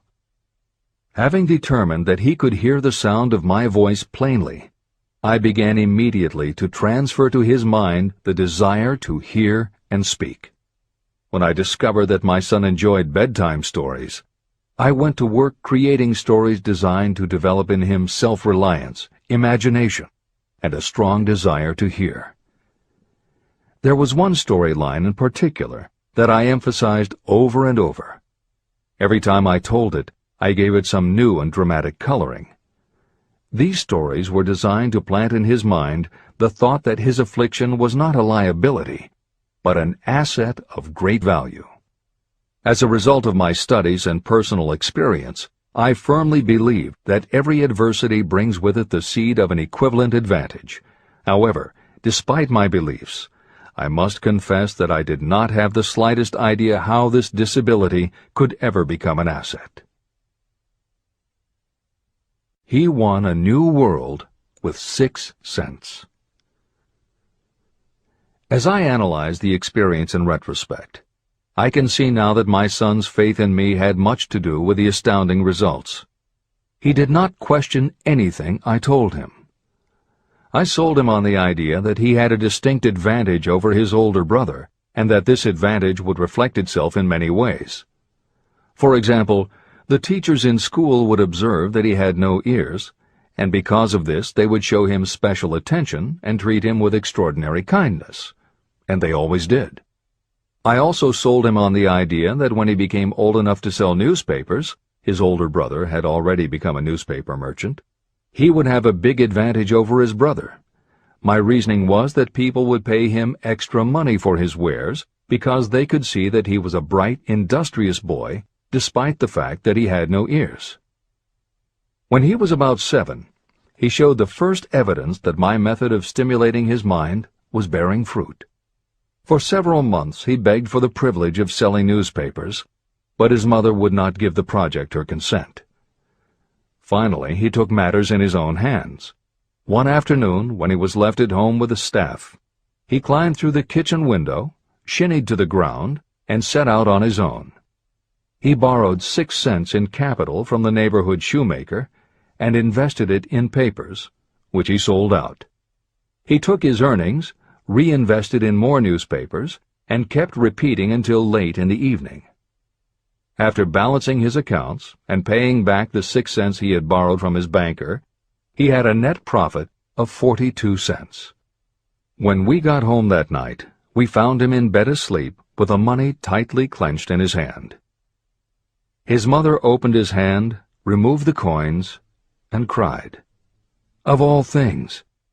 To me it seemed she was crying over her son's first victory. My reaction was the reverse. I laughed, for I knew that my endeavor to plant in my son's mind an attitude of faith in himself had been successful. His mother saw in his first business venture a little deaf boy who had gone out in the streets and risked his life to earn money. I saw a brave, ambitious, self-reliant little businessman whose stock in himself had been increased 100%. He had gone into business on his own initiative and had won. I was not only pleased, I was impressed. He had clearly demonstrated the first signs of a resourcefulness that would go with him all through life. The little deaf boy went through grade school, high school, and college without being able to hear his teachers, except when they shouted loudly at close range. He did not go to a school for the deaf, and we did not use sign language. We were determined that he should live like any other boy who could hear and speak. We stood by that decision, although it cost us many heated debates with school officials. While he was in high school, he tried an electronic hearing aid, but it was of no value to him. During his last week in college, something happened that marked the most important turning point of his life. Through what seemed to be mere chance, he came into possession of another electronic hearing device, which was sent to him on trial. He was slow about testing it, due to his disappointment with a similar device. Finally, he picked it up carelessly, placed it on his head, and hooked up the battery. Suddenly, as if by magic, his lifelong desire for normal hearing became a reality. For the first time in his life, he heard practically as well as any person with normal hearing. Overjoyed because of the changed world that had been brought to him, he rushed to the telephone, called his mother, and heard her voice perfectly. The next day, for the first time in his life, he plainly heard the voices of his professors in class. For the first time in his life, he could converse freely with other people without them having to speak loudly. Truly, he had come into possession of a changed world. His desire was finally paying dividends. But the victory was not yet complete. He still had to find a definite and practical way to convert his disability into an equivalent asset. Thought that works miracles. Intoxicated with the joy of his newly discovered world of sound, he wrote a letter to the manufacturer of the hearing aid, enthusiastically describing his experience. Something in his letter prompted the company to invite him to New York. He was escorted through the factory, and while talking with the chief engineer, telling him about his changed world, a hunch, an idea, or an inspiration, call it what you wish, flashed into his mind. It was this impulse of thought that converted his disability into an asset destined to pay dividends in both money and happiness to thousands for all time to come. The sum and substance of that impulse was this. It occurred to him that he might be of help to the millions of people who go through life without the benefit of hearing devices, if he could find a way to tell them the story of his changed world. For an entire month, he carried out intensive research, during which he analyzed the entire marketing system of the manufacturer of the hearing device. Then he created a plan for reaching out to other hearing-impaired people all over the world, to share with them his newly discovered changed world. When this was done, he put in writing a 2-year plan based upon his findings. When he presented the plan to the company, he was instantly given a position for the purpose of carrying out his ambition. Little did he dream when he went to work that he was destined to bring hope and practical relief to thousands of people who, without his help, would have been limited forever by deafness. There's no doubt in my mind that Blair would have been deaf and unable to speak all his life if his mother and I had not managed to shape his mind as we did. When I planted in his mind the desire to hear and talk and live as other people, there went with that impulse some strange influence that caused nature to become bridge builder and span the gulf of silence between his brain and the outer world. Truly, a burning desire has devious ways of transmuting itself into its physical equivalent. Blair desired normal hearing. Now he has it. He was born with a condition that in those days might easily have sent a person with a less defined desire to the street with a bundle of pencils and a tin cup. The little white lie I planted in his mind when he was a child, by leading him to believe his impaired hearing would become a great asset, has justified itself. I am convinced it is a fact that there is nothing, right or wrong, that belief plus burning desire cannot make real. These qualities are free to everyone. Editor's comments. As Napoleon Hill was finishing this chapter on desire, it was reported that the famed opera singer Madame Schumann-Heink had died. A passage in her obituary struck Hill as being so appropriate to the subject of this chapter that he was moved to comment as follows. End of editor's comment. One short paragraph in the newspaper story about the famed opera singer Madame Schumann-Heink gives the clue to this unusual woman's stupendous success. I quote the paragraph because the clue it contains is none other than desire. Early in her career, Madame Schumann-Heink visited the director of the Vienna Court Opera to have him test her voice. But he did not test it. After taking one look at the awkward and poorly dressed girl, he exclaimed, none too gently, "With such a face, and with no personality at all, how can you ever expect to succeed in opera? My good child, give up the idea. Buy a sewing machine and go to work. You can never be a singer." Never is a long time. The director of the Vienna Court Opera may have known much about the technique of singing, but he knew little about the power of desire when it assumes the proportion of an obsession. If he had known more of that power, he would not have made the mistake of condemning genius without giving it an opportunity. Editor's comments. Although few readers of this edition will be familiar with Madame Schumann-Heink, every reader knows a half-dozen similar stories. It is true for every generation and every kind of music. At some time, even the biggest stars were failures. At some time, someone told them they weren't good enough. But every one of those times that they failed, their desire was bigger than their failure. That is why you know their stories. And it's also why you've never heard about the thousands of other performers who were also told they weren't good enough. The ones you've never heard of are the ones whose desire wasn't big enough. They are the ones who believed that failure was defeat. This is the end of the editor's comment. Several years ago, one of my business associates became ill. He became worse as time went on, and finally was taken to the hospital for an operation.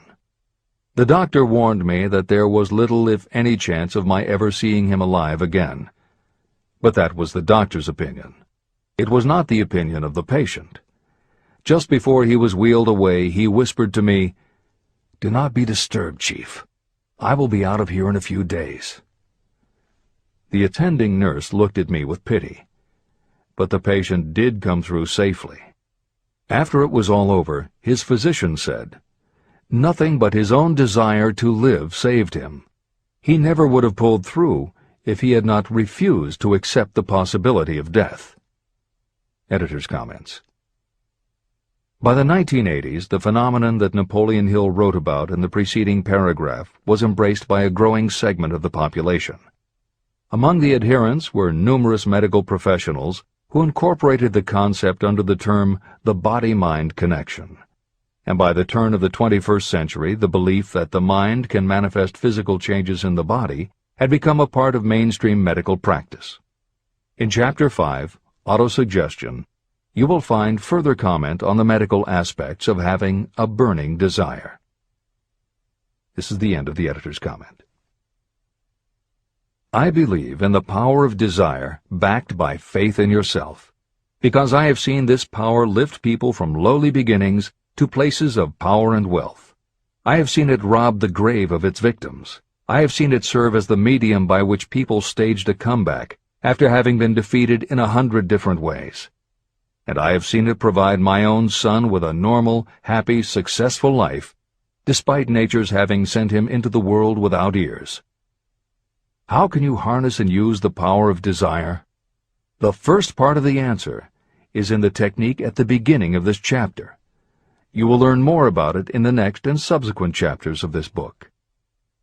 Through some strange and powerful principle, nature wraps up in the impulse of strong desire that something that recognizes no such word as impossible, and accepts no such reality as failure.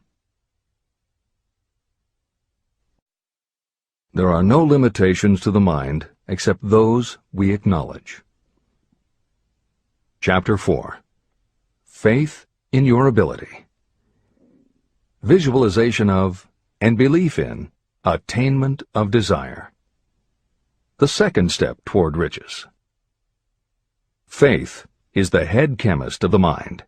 When faith is blended with thought, the subconscious mind instantly picks up the vibration. The subconscious then translates it and transmits it to infinite intelligence.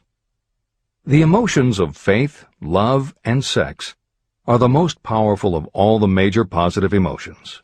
When the three are blended, they have the effect of coloring thought in such a way that it instantly reaches the subconscious mind. There, it is changed into a form that induces a response from infinite intelligence. Editor's comments. In the preceding paragraph, Napoleon Hill uses two terms, faith and infinite intelligence, both of which may convey to the reader a religious connotation that Hill did not intend. The following will define the meaning of the words as Hill uses them in the following chapter. In modern usage, the word faith has become almost interchangeable with religious belief, which is not the way Hill uses the word. Faith, as it is used here, means having confidence, trust, and an absolute unwavering belief that you can do something. And in order for you to have faith in yourself as Hill means it, it has to be true on a subconscious level. If you have a nagging doubt in the back of your mind, or if you are just going through the motions of pretending you believe, it won't work, because your subconscious will know your doubts. Unless you have absolute total confidence, unless you are convinced without question, then you don't have faith. Hill uses the term infinite intelligence to identify that part of the human mind and thinking process that produces hunches, flashes of insight, and leaps of logic. Hill's concept has similarities to what psychologist Carl Jung called the collective unconscious. And on another level, it is very close to what contemporary psychologists refer to as working in the flow state, or being in the zone. Infinite intelligence is discussed in greater depth in later chapters. Hill also uses another term, the subconscious mind, that should be commented on before the reader proceeds with this chapter. Although there are differing schools of thought, in general modern psychology developed from the pioneering work of Sigmund Freud and Carl Jung. Each believed that the human mind operates on both a conscious and an unconscious level, but they differed on the role the subconscious plays and the way it influences attitude and action. Through his own research and studies, Napoleon Hill developed a theory of the conscious and subconscious that is closest to the Jungian view. The following briefly describes the basis of Hill's view. The conscious mind. Your conscious mind receives information through the five senses of sight, smell, taste, hearing, and touch. Your conscious mind keeps track of what you need for thinking and operating, and it filters out what you don't need. Your conscious mind, and what your memory retains, is the intelligence with which you normally think, reason, and plan. The subconscious mind. Your subconscious has access to all the same information your conscious mind receives, but it doesn't reason the way your conscious mind does. It takes everything literally. It doesn't make value judgments. It does not filter, and it does not forget. You cannot command your conscious mind to reach out and dip into your subconscious mind. However, under certain circumstances, all those forgotten facts and ideas that are always there in your subconscious can, if they are firmly rooted, influence your conscious attitudes and actions. This is the end of the editor's comments. How to develop faith. The following statement is very important in understanding the importance of autosuggestion in the transmutation of desire into its physical or monetary equivalent, namely, faith is a state of mind that may be induced or created by affirmation or repeated instructions to the subconscious mind through the principle of autosuggestion. The repetition of affirmations is like giving orders to your subconscious mind, and it is the only known method of voluntary development of the emotion of faith, absolute belief that you can do something. As an illustration, consider why you are reading this book. You want to acquire the ability to transmute the intangible thought impulse of desire into its physical counterpart, money. By following the instructions laid down in the later chapters on autosuggestion and the subconscious mind, you will learn techniques to convince your subconscious mind that you believe you will receive that for which you ask. Your subconscious will act upon that belief and pass it back to you in the form of faith, followed by definite plans for procuring that which you desire. Faith in yourself and your abilities is a state of mind that you will be able to develop at will after you have mastered the 13 principles in this book. This is true because faith is a state of mind that will develop naturally within you when you use and apply these principles. The emotions, or the feeling portion of thoughts, are what give your thoughts vitality, life, and action. The emotions of faith, love, and sex, when mixed with any thought impulse, give it even greater action. All thoughts that have been emotionalized, given feeling, and mixed with faith, absolute belief in your ability, begin immediately to translate themselves into their physical equivalent or counterpart. However, this is not only true of thought impulses that have been mixed with faith, but it is true with any emotion, including negative emotions. What this means is that the subconscious mind will translate into its physical equivalent a thought impulse of a negative or destructive nature just as readily as it will act upon thought impulses of a positive or constructive nature. The following statement made by a noted criminologist illustrates the point. When men first come into contact with crime, they abhor it. If they remain in contact with crime for a time, they become accustomed to it and endure it. If they remain in contact with it long enough, they finally embrace it and become influenced by it. This is the equivalent of saying that a negative impulse of thought that is repeatedly passed on to the subconscious mind often enough is finally accepted and acted upon by the subconscious mind. The subconscious then proceeds to translate that impulse into its physical equivalent by the most practical procedure available. This also accounts for the strange phenomenon that so many millions of people experience, referred to as bad luck. There are millions of people who believe themselves doomed to poverty and failure because of some strange force they call bad luck, over which they believe they have no control. But the truth is that they are the creators of their own misfortunes, because this negative belief in bad luck is picked up by the subconscious mind and translated into its physical equivalent. Your belief, or faith, is the element that will determine the action of your subconscious mind. Once again, let me stress that you will benefit by passing on to your subconscious mind any desire that you wish translated into its physical or monetary equivalent in a state of expectancy or belief that the transmutation will actually take place. The subconscious mind will transmute into its physical equivalent, by the most direct and practical way available, any order that is given to it in a state of belief or faith that the order will be carried out. At this point, it should also be noted that because of the way that the subconscious operates, there is nothing to stop you from deceiving your subconscious mind when giving it instructions through autosuggestion. That is what I did when I deceived my son's subconscious mind. To make this deception more realistic, when you call upon your subconscious mind, you must conduct yourself just as you would if you were already in possession of the material thing that you are demanding. Editor's comments. It is an axiom of contemporary motivation theory that the subconscious mind cannot distinguish between what is real and what is vividly imagined. One of the most frequently cited studies supporting this concept was done with a group of basketball players. The players were divided into 3 teams, and the players on each team were tested on their ability to make free throws. The teams were then separated for a period of time, and each team was given instructions which they were told would improve their abilities. One team was instructed to practice making baskets on a daily basis.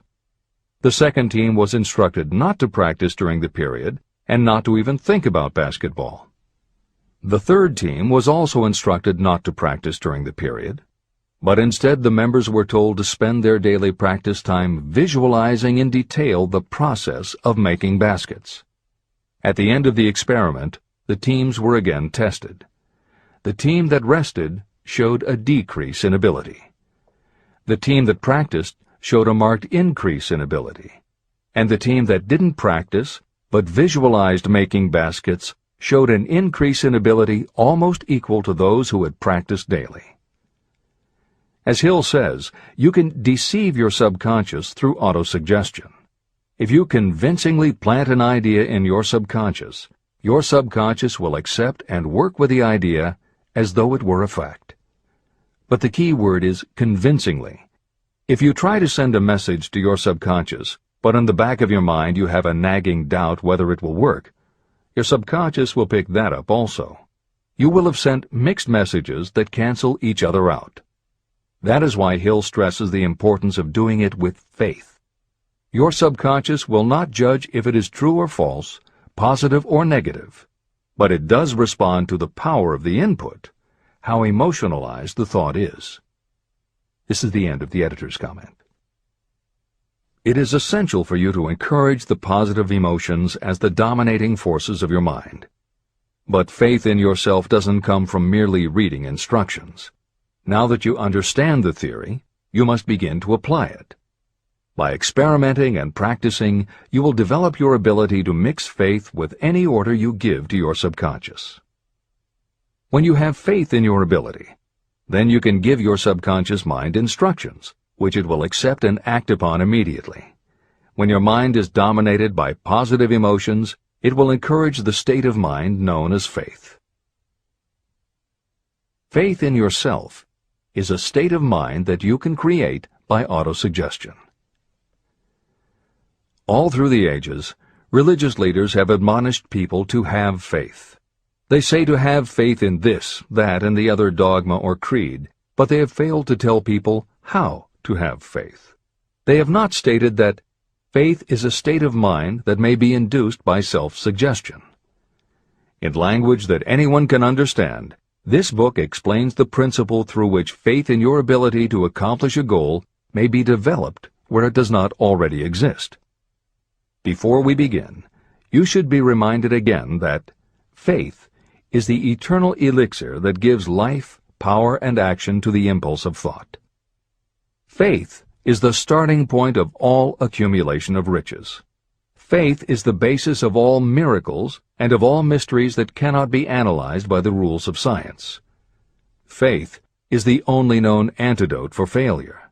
Faith is the element that, when mixed with desire, gives you direct communication with infinite intelligence.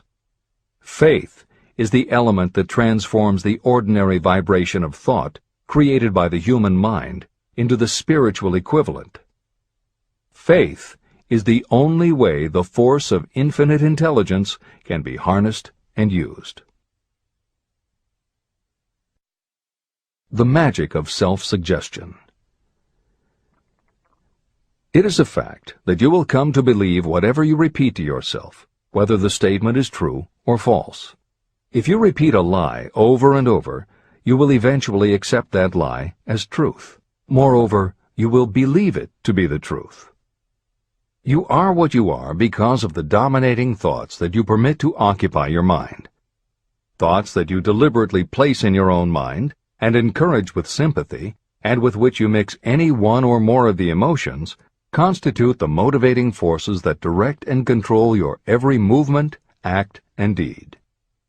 The following sentence is a very significant statement of truth. Thoughts that are mixed with any of the feelings of emotions become like a magnetic force, which attracts other similar or related thoughts. A thought that is magnetized with one of the emotions may be compared to a seed. When it is planted in fertile soil, it germinates, grows, and multiplies itself over and over again. What was originally one small seed becomes countless millions of seeds of the same kind. The human mind is constantly attracting vibrations that are in sync with whatever dominates the mind. Any thought, idea, plan, or purpose that you hold in your mind attracts a host of its relatives. Add these relatives to its own force, and it grows until it becomes the prime motivator of the person in whose mind it has been housed. Now, let us go back to the starting point. How can the original seed of an idea, plan, or purpose be planted in the mind? The answer? Any idea, plan, or purpose may be placed in the mind through repetition of thought. This is why you are asked to write out a statement of your major purpose, or definite chief aim. Commit it to memory, and repeat it out loud day after day until these vibrations of sound have reached your subconscious mind. You are what you are because of the dominating thoughts that you permit to occupy your mind. If you choose to, you can throw off any bad influences from your past and build your own life the way you want it to be. For instance, by taking inventory of your mental assets and liabilities, you might discover that your greatest weakness is lack of self-confidence. This can be overcome and translated into courage through the principle of autosuggestion. You can do this by writing out a set of simply stated positive thought impulses, memorizing them, and repeating them until they become a part of the working equipment of your subconscious mind. The following is an example for someone whose definite purpose is to overcome a lack of self-confidence. Self-confidence formula. 1. I know that I have the ability to achieve the object of my definite purpose in life. Therefore, I demand of myself persistent, continuous action toward its attainment, and I here and now promise to render such action. 2. I realize the dominating thoughts of my mind will eventually reproduce themselves in outward physical action and gradually transform themselves into physical reality. Therefore, I will concentrate my thoughts for 30 minutes each day, visualizing the person I intend to become. In this way, I will create in my mind a clear mental picture. 3. I know, through the principle of autosuggestion, that any desire I persistently hold in my mind will eventually find some practical means of attaining my objective. Therefore, I will devote 10 minutes daily to demanding of myself the development of self-confidence. 4. I have clearly written down a description of my definite chief aim in life, and I will never stop trying until I have developed sufficient self-confidence for its attainment. 5. I fully realize that no wealth or position can last unless it is built upon truth and justice. Therefore, I will engage in no transaction that does not benefit all whom it affects. I will succeed by attracting to myself the forces I wish to use and the cooperation of others. I will persuade others to help me because of my willingness to help others. I will eliminate hatred, envy, jealousy, selfishness, and cynicism by developing love for all humanity. because I know that a negative attitude toward others can never bring me success. I will cause others to believe in me because I will believe in them and in myself. I will sign my name to this formula, commit it to memory, and repeat it aloud once a day, with full faith that it will gradually influence my thoughts and actions so that I will become a self-reliant and successful person. Behind this formula is a law of nature that psychologists call autosuggestion or self-suggestion. It is a proven technique that will work for your success if it is used constructively. On the other hand, if used destructively, it will destroy just as readily. In this statement may be found a very significant truth, namely that those who go down in defeat and end their lives in poverty, misery, and distress do so because of negative application of the principle of autosuggestion. All impulses of thought have a tendency to clothe themselves in their physical equivalent. The disaster of negative thinking. The subconscious mind makes no distinction between constructive and destructive thought impulses. It works with the material we feed it through our thought impulses. The subconscious mind will translate into reality a thought driven by fear just as readily as it will translate into reality a thought driven by courage or faith. Just as electricity will turn the wheels of industry and render useful service if used constructively, it will snuff out life if wrongly used. So, too, will the law of autosuggestion lead you to peace and prosperity, or down into the valley of misery, failure, and death. It depends on your degree of understanding and application of it. If you fill your mind with fear or doubt, and if you do not believe in your ability to connect with and use the forces of infinite intelligence, then you will not be able to use those forces. The law of autosuggestion will take your lack of belief and use that doubt as a pattern by which your subconscious mind will translate it into its physical equivalent. Editor's comments. When you have faith in your ability to accomplish what you want, it not only firmly plants ideas in your subconscious, but it then works to reinforce itself. When you have faith in your abilities, part of what you must have faith in is that it is possible to tap into infinite intelligence.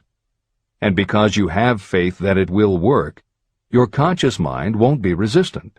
When your conscious doesn't resist, your subconscious mind can send creative ideas to your conscious mind more easily.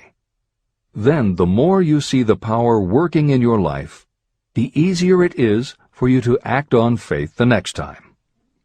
Will it work for you? You will never know unless you relax your resistance and just have faith that it will. This is the end of the editor's comment. Like the wind that carries one ship east and another west, the law of autosuggestion will lift you up or pull you down according to the way you set your sails of thought. The law of autosuggestion, through which any person may rise to altitudes of achievement that stagger the imagination, is well described in the following verse. Observe the words that have been emphasized, and you will catch the deep meaning that the poet had in mind. If you think you are beaten, you are. If you think you dare not, you don't. If you like to win, but you think you can't, it is almost certain you won't. If you think you'll lose, you're lost. For out in the world we find, success begins with a fellow's will. It's all in the state of mind. If you think you are outclassed, you are. You've got to think high to rise. You've got to be sure of yourself before you can ever win a prize. Life's battles don't always go to the stronger or faster man, but soon or late the man who wins is the man who thinks he can. Editor's comments. As noted at the beginning of this chapter, the way in which Napoleon Hill uses the word faith is meant to have no religious connotation. However, it would be impossible for Hill to write this chapter without acknowledging the power of religious faith. Therefore, in the following 2 paragraphs, when Hill discusses Jesus Christ and Mahatma Gandhi as exemplifying the power of faith, he is referring to their personal faith, the absolute trust in his beliefs that Jesus exhibited, and Gandhi's total conviction and confidence in his cause. In this way, they perfectly exemplify thought impulse mixed with faith. This is the end of the editor's comment. If you wish evidence of the power of faith, study the achievements of men and women who have employed it. At the head of the list comes the Nazarene. The basis of Christianity is faith, no matter how many people may have perverted or misinterpreted the meaning of this great force. The sum and substance of the teachings and the achievements of Christ, which may have been interpreted as miracles, were nothing more nor less than faith. If there are any such phenomena as miracles, they are produced only through the state of mind known as faith. Consider Mahatma Gandhi of India, one of the most astounding examples of the possibilities of faith. Gandhi wielded more potential power than any man living in his time, and he had this power despite the fact that he had none of the orthodox tools of power, such as money, battleships, soldiers, and materials of warfare. Gandhi had no money, no home. He did not own a suit of clothes, but he did have power. How did he come by that power? He created it out of his understanding of the principle of faith and through his ability to transplant that faith into the minds of 200 million people. Gandhi accomplished the astounding feat of influencing 200 million minds to coalesce and move in unison as a single mind. What other force on earth, except faith, could do as much? How an idea built a fortune. Editor's comment.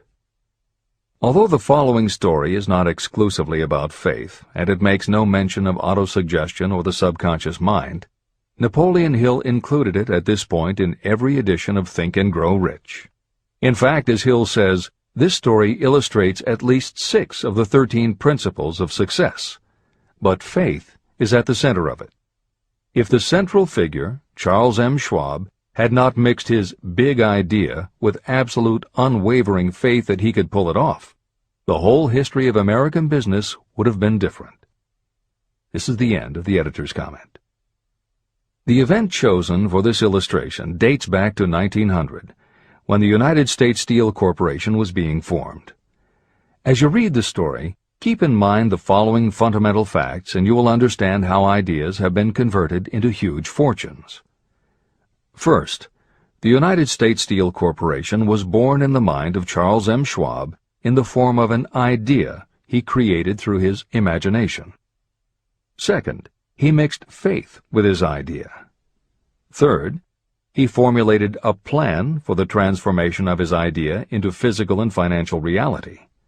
Fourth, he put his plan into action with his famous speech at the University Club.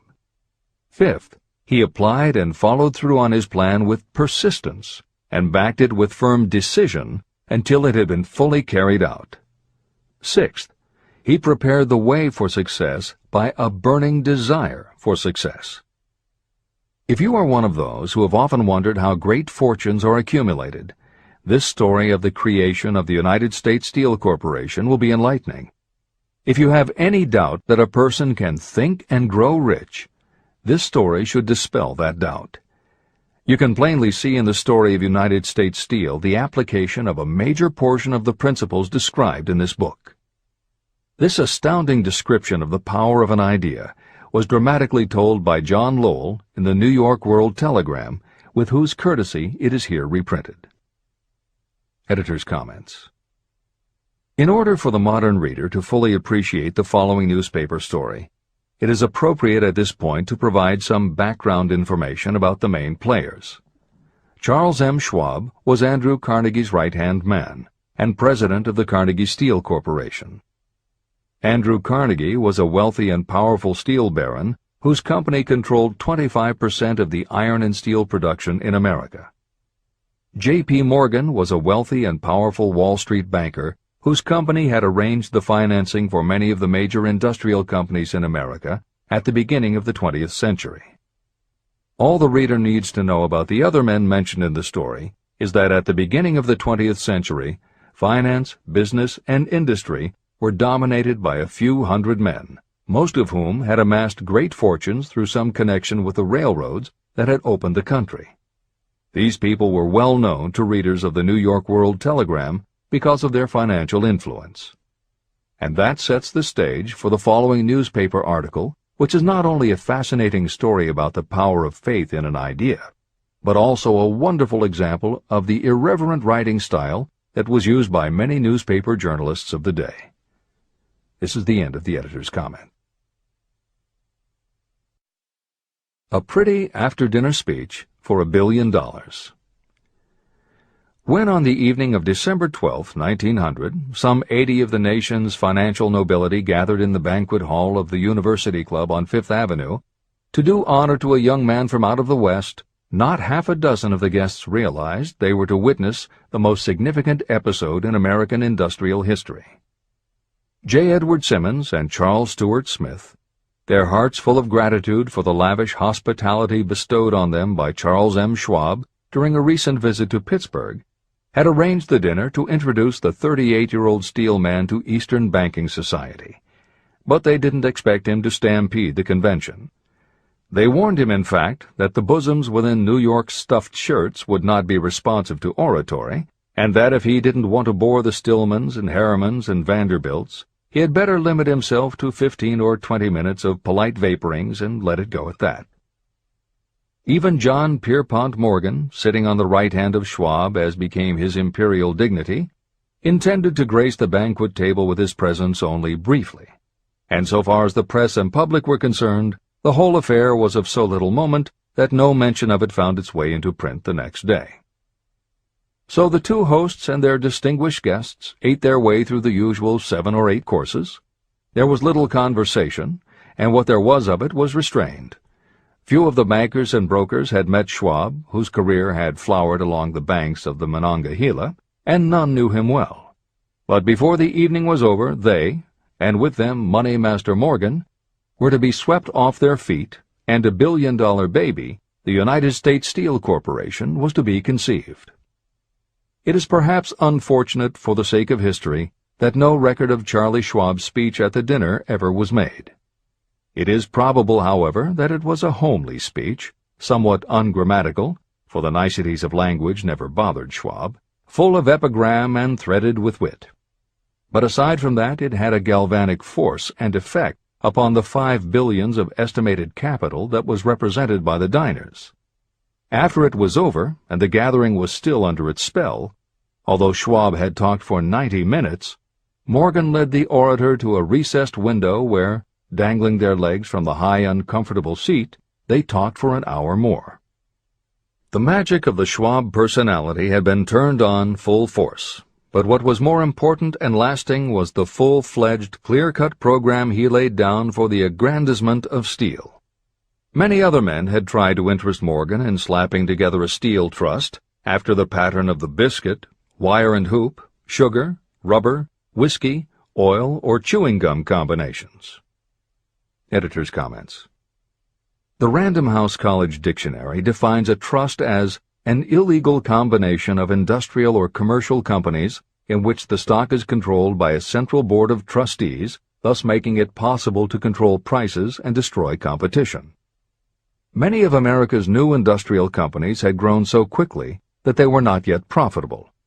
They were saddled with huge debt incurred in raising the capital to finance their rapid expansion, and at the same time they were faced with having to cut costs and slash prices or go out of business. The answer for many was to join up with others in related industries to form what were called trusts or combinations. Although trusts were illegal since the passage of the Sherman Antitrust Act in 1890, companies still tried to find ways to monopolize their industries, and if their efforts weren't technically trusts, they were something very close. The one thing the large company owners who assembled these trusts needed was cash to buy up the many smaller companies they would have to own in order to effectively dominate an industry. J.P. Morgan was the banker who financed many such takeovers. This is the end of the editor's comment. John W. Gates, the gambler, had urged it, but Morgan distrusted him. The Moore boys, Bill and Jim, Chicago stock jobbers who had glued together a match trust and a cracker corporation, had urged it and failed. Elbert H. Gary, the sanctimonious country lawyer, wanted to foster it, but he wasn't big enough to be impressive. Until Schwab's eloquence took J.P. Morgan to the heights from which he could visualize the solid results of the most daring financial undertaking ever conceived, the project was regarded as a delirious dream of easy-money crackpots. The financial magnetism that began a generation ago to attract thousands of small and sometimes inefficiently managed companies into large and competition-crushing combinations had become operative in the steel world through the devices of that jovial business pirate, John W. Gates. Gates already had formed the American Steel and Wire Company out of a chain of small concerns, and together with Morgan had created the Federal Steel Company. But by the side of Andrew Carnegie's gigantic vertical trust, a trust owned and operated by 53 partners, those other combinations were picayune. They might combine to their heart's content, but the whole lot of them couldn't make a dent in the Carnegie organization, and Morgan knew it. The eccentric old Scot knew it, too. Editor's comments. Andrew Carnegie was born in Scotland and came to America when he was just a boy. He made his first move to join the elite group of American tycoons when he quit his job as a bobbin boy in a cotton mill, earning $1.20 a week, and got a job as a telegraph messenger boy. He soon taught himself to operate a telegraph key, which got him hired as personal telegrapher and secretary to the head of the Pennsylvania Railroad. It wasn't long before he'd worked his way up the ranks to superintendent of the Pittsburgh division, which in turn put him in a position to become an early investor in the Pullman Company, which became the leading manufacturer of railway cars. Carnegie's investment in Pullman and some successful real estate ventures gave him the capital to go into business for himself. At the end of the Civil War, Carnegie left railroading and started a company that built iron bridges for railroad companies. From building iron bridges, it was a short step to starting his own steel mill, which led him to acquire control of other steel mills, then his own coal fields to supply his smelters, then his own ore boats and rail lines to haul the ore and coal. Because of Carnegie's vertical integration and his use of the most up-to-date manufacturing methods, he was able to sell top-grade steel at the lowest price. He managed to drop the price of steel from $140 a ton to $20 a ton. By 1899, the Carnegie Steel Company controlled about 25% of the iron and steel production in America. The smaller steel manufacturers couldn't compete with Carnegie, so they went to J.P. Morgan for help. He arranged for the financing, and a wide-ranging alliance was put together of companies that were in the business of manufacturing products made from steel. Part of the deal was that they would not buy steel from Carnegie. Andrew Carnegie was not about to be put out of business by a collection of small companies. He announced that he would buy or build his own manufacturing companies to produce finished goods made of steel. This is the end of the editor's comments, and the New York World Telegram story continues. From the magnificent heights of Skibo Castle he had viewed, first with amusement and then with resentment, the attempts of Morgan's smaller companies to cut into his business. When the attempts became too bold, Carnegie's temper was translated into anger and retaliation. He decided to duplicate every mill owned by his rivals. Hitherto, he hadn't been interested in wire, pipe, hoops, or sheet. Instead, he was content to sell such companies the raw steel and let them work it into whatever shape they wanted. Now, with Schwab as his chief and able lieutenant, he planned to drive his enemies to the wall. So it was that in the speech of Charles M. Schwab, Morgan saw the answer to his problem of combination. A trust without Carnegie, giant of them all, would be no trust at all, a plum pudding, as one writer said, without the plums. Schwab's speech on the night of December 12, 1900, undoubtedly carried the inference, though not the pledge, that the vast Carnegie enterprise could be brought under the Morgan tent. He talked of the world future for steel, of reorganization for efficiency, of specialization, of the scrapping of unsuccessful mills and concentration of effort on the flourishing properties, of economies in the ore traffic, of economies in overhead and administrative departments, of capturing foreign markets. More than that, he told the buccaneers among them wherein lay the errors of their customary piracy. Their purposes, he inferred, had been to create monopolies, raise prices, and pay themselves fat dividends out of privilege. Schwab condemned the system in his heartiest manner. The short-sightedness of such a policy, he told his hearers, lay in the fact that it restricted the market in an era when everything cried for expansion. By cheapening the cost of steel, he argued, an ever-expanding market would be created. More uses for steel would be devised, and a goodly portion of the world trade could be captured. Actually, though he did not know it, Schwab was an apostle of modern mass production. Editor's comments. For J.P. Morgan, all of Schwab's talk about economies of scale and expanding markets meant only one thing. Until that night, it was assumed that Andrew Carnegie would continue building his own manufacturing companies to compete with the steel trusts that Morgan had helped put together. Morgan knew that for Carnegie to do so would require an enormous amount of capital, and Morgan also knew that Carnegie had always been strongly against raising money by selling stock in his company.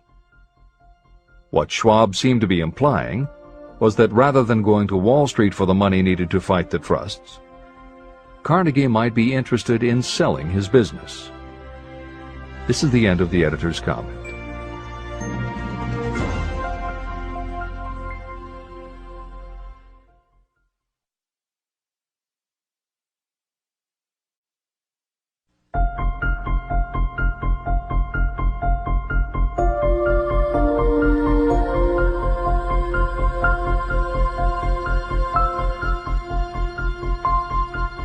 New York World Telegram story continues. So the dinner at the University Club came to an end. Morgan went home to think about Schwab's rosy predictions. Schwab went back to Pittsburgh to run the steel business for Andrew Carnegie, while Gary and the rest went back to their stock tickers to fiddle around in anticipation of the next move. It was not long coming. It took Morgan about 1 week to digest the feast of reason Schwab had placed before him. When he had assured himself that no financial indigestion was to result, he sent for Schwab, and found that young man rather coy. Mr. Carnegie, Schwab indicated, might not like it if he found his trusted company president had been flirting with the Emperor of Wall Street, the street upon which Carnegie was resolved never to tread. Then it was suggested by John W. Gates, the go-between, that if Schwab happened to be in the Bellevue Hotel in Philadelphia, J.P. Morgan might also happen to be there. When Schwab arrived, however, Morgan was inconveniently ill at his New York home, and so on the elder man's pressing invitation, Schwab went to New York and presented himself at the door of the financier's library. Now, certain economic historians have professed the belief that from the beginning to the end of the drama, the stage was set by Andrew Carnegie. That the dinner to Schwab, the famous speech, the Sunday night conference between Schwab and the Money King, were events arranged by the canny Scot. The truth is exactly the opposite. When Schwab was called in to consummate the deal, he didn't even know whether the little boss, as Andrew was called, would so much as listen to an offer to sell, particularly to a group of men whom Andrew regarded as being endowed with something less than holiness. But Schwab did take into the conference with him, in his own handwriting, 6 sheets of copperplate figures, representing to his mind the physical worth and the potential earning capacity of every steel company he regarded as an essential star in the new metal firmament. 4 men pondered over these figures all night. The chief, of course, was Morgan, steadfast in his belief in the divine right of money. With him was his aristocratic partner, Robert Bacon, a scholar and a gentleman. The third was John W. Gates, whom Morgan scorned as a gambler and used as a tool. The fourth was Schwab, who knew more about the processes of making and selling steel than any whole group of men then living. Throughout that conference, the Pittsburgher's figures were never questioned. If he said a company was worth so much, then it was worth that much and no more. He was insistent, too, upon including in the combination only those concerns he nominated. He had conceived a corporation in which there would be no duplication, not even to satisfy the greed of friends who wanted to unload their companies upon the broad Morgan shoulders. When dawn came, Morgan rose and straightened his back. Only one question remained. "Do you think you can persuade Andrew Carnegie to sell?" he asked.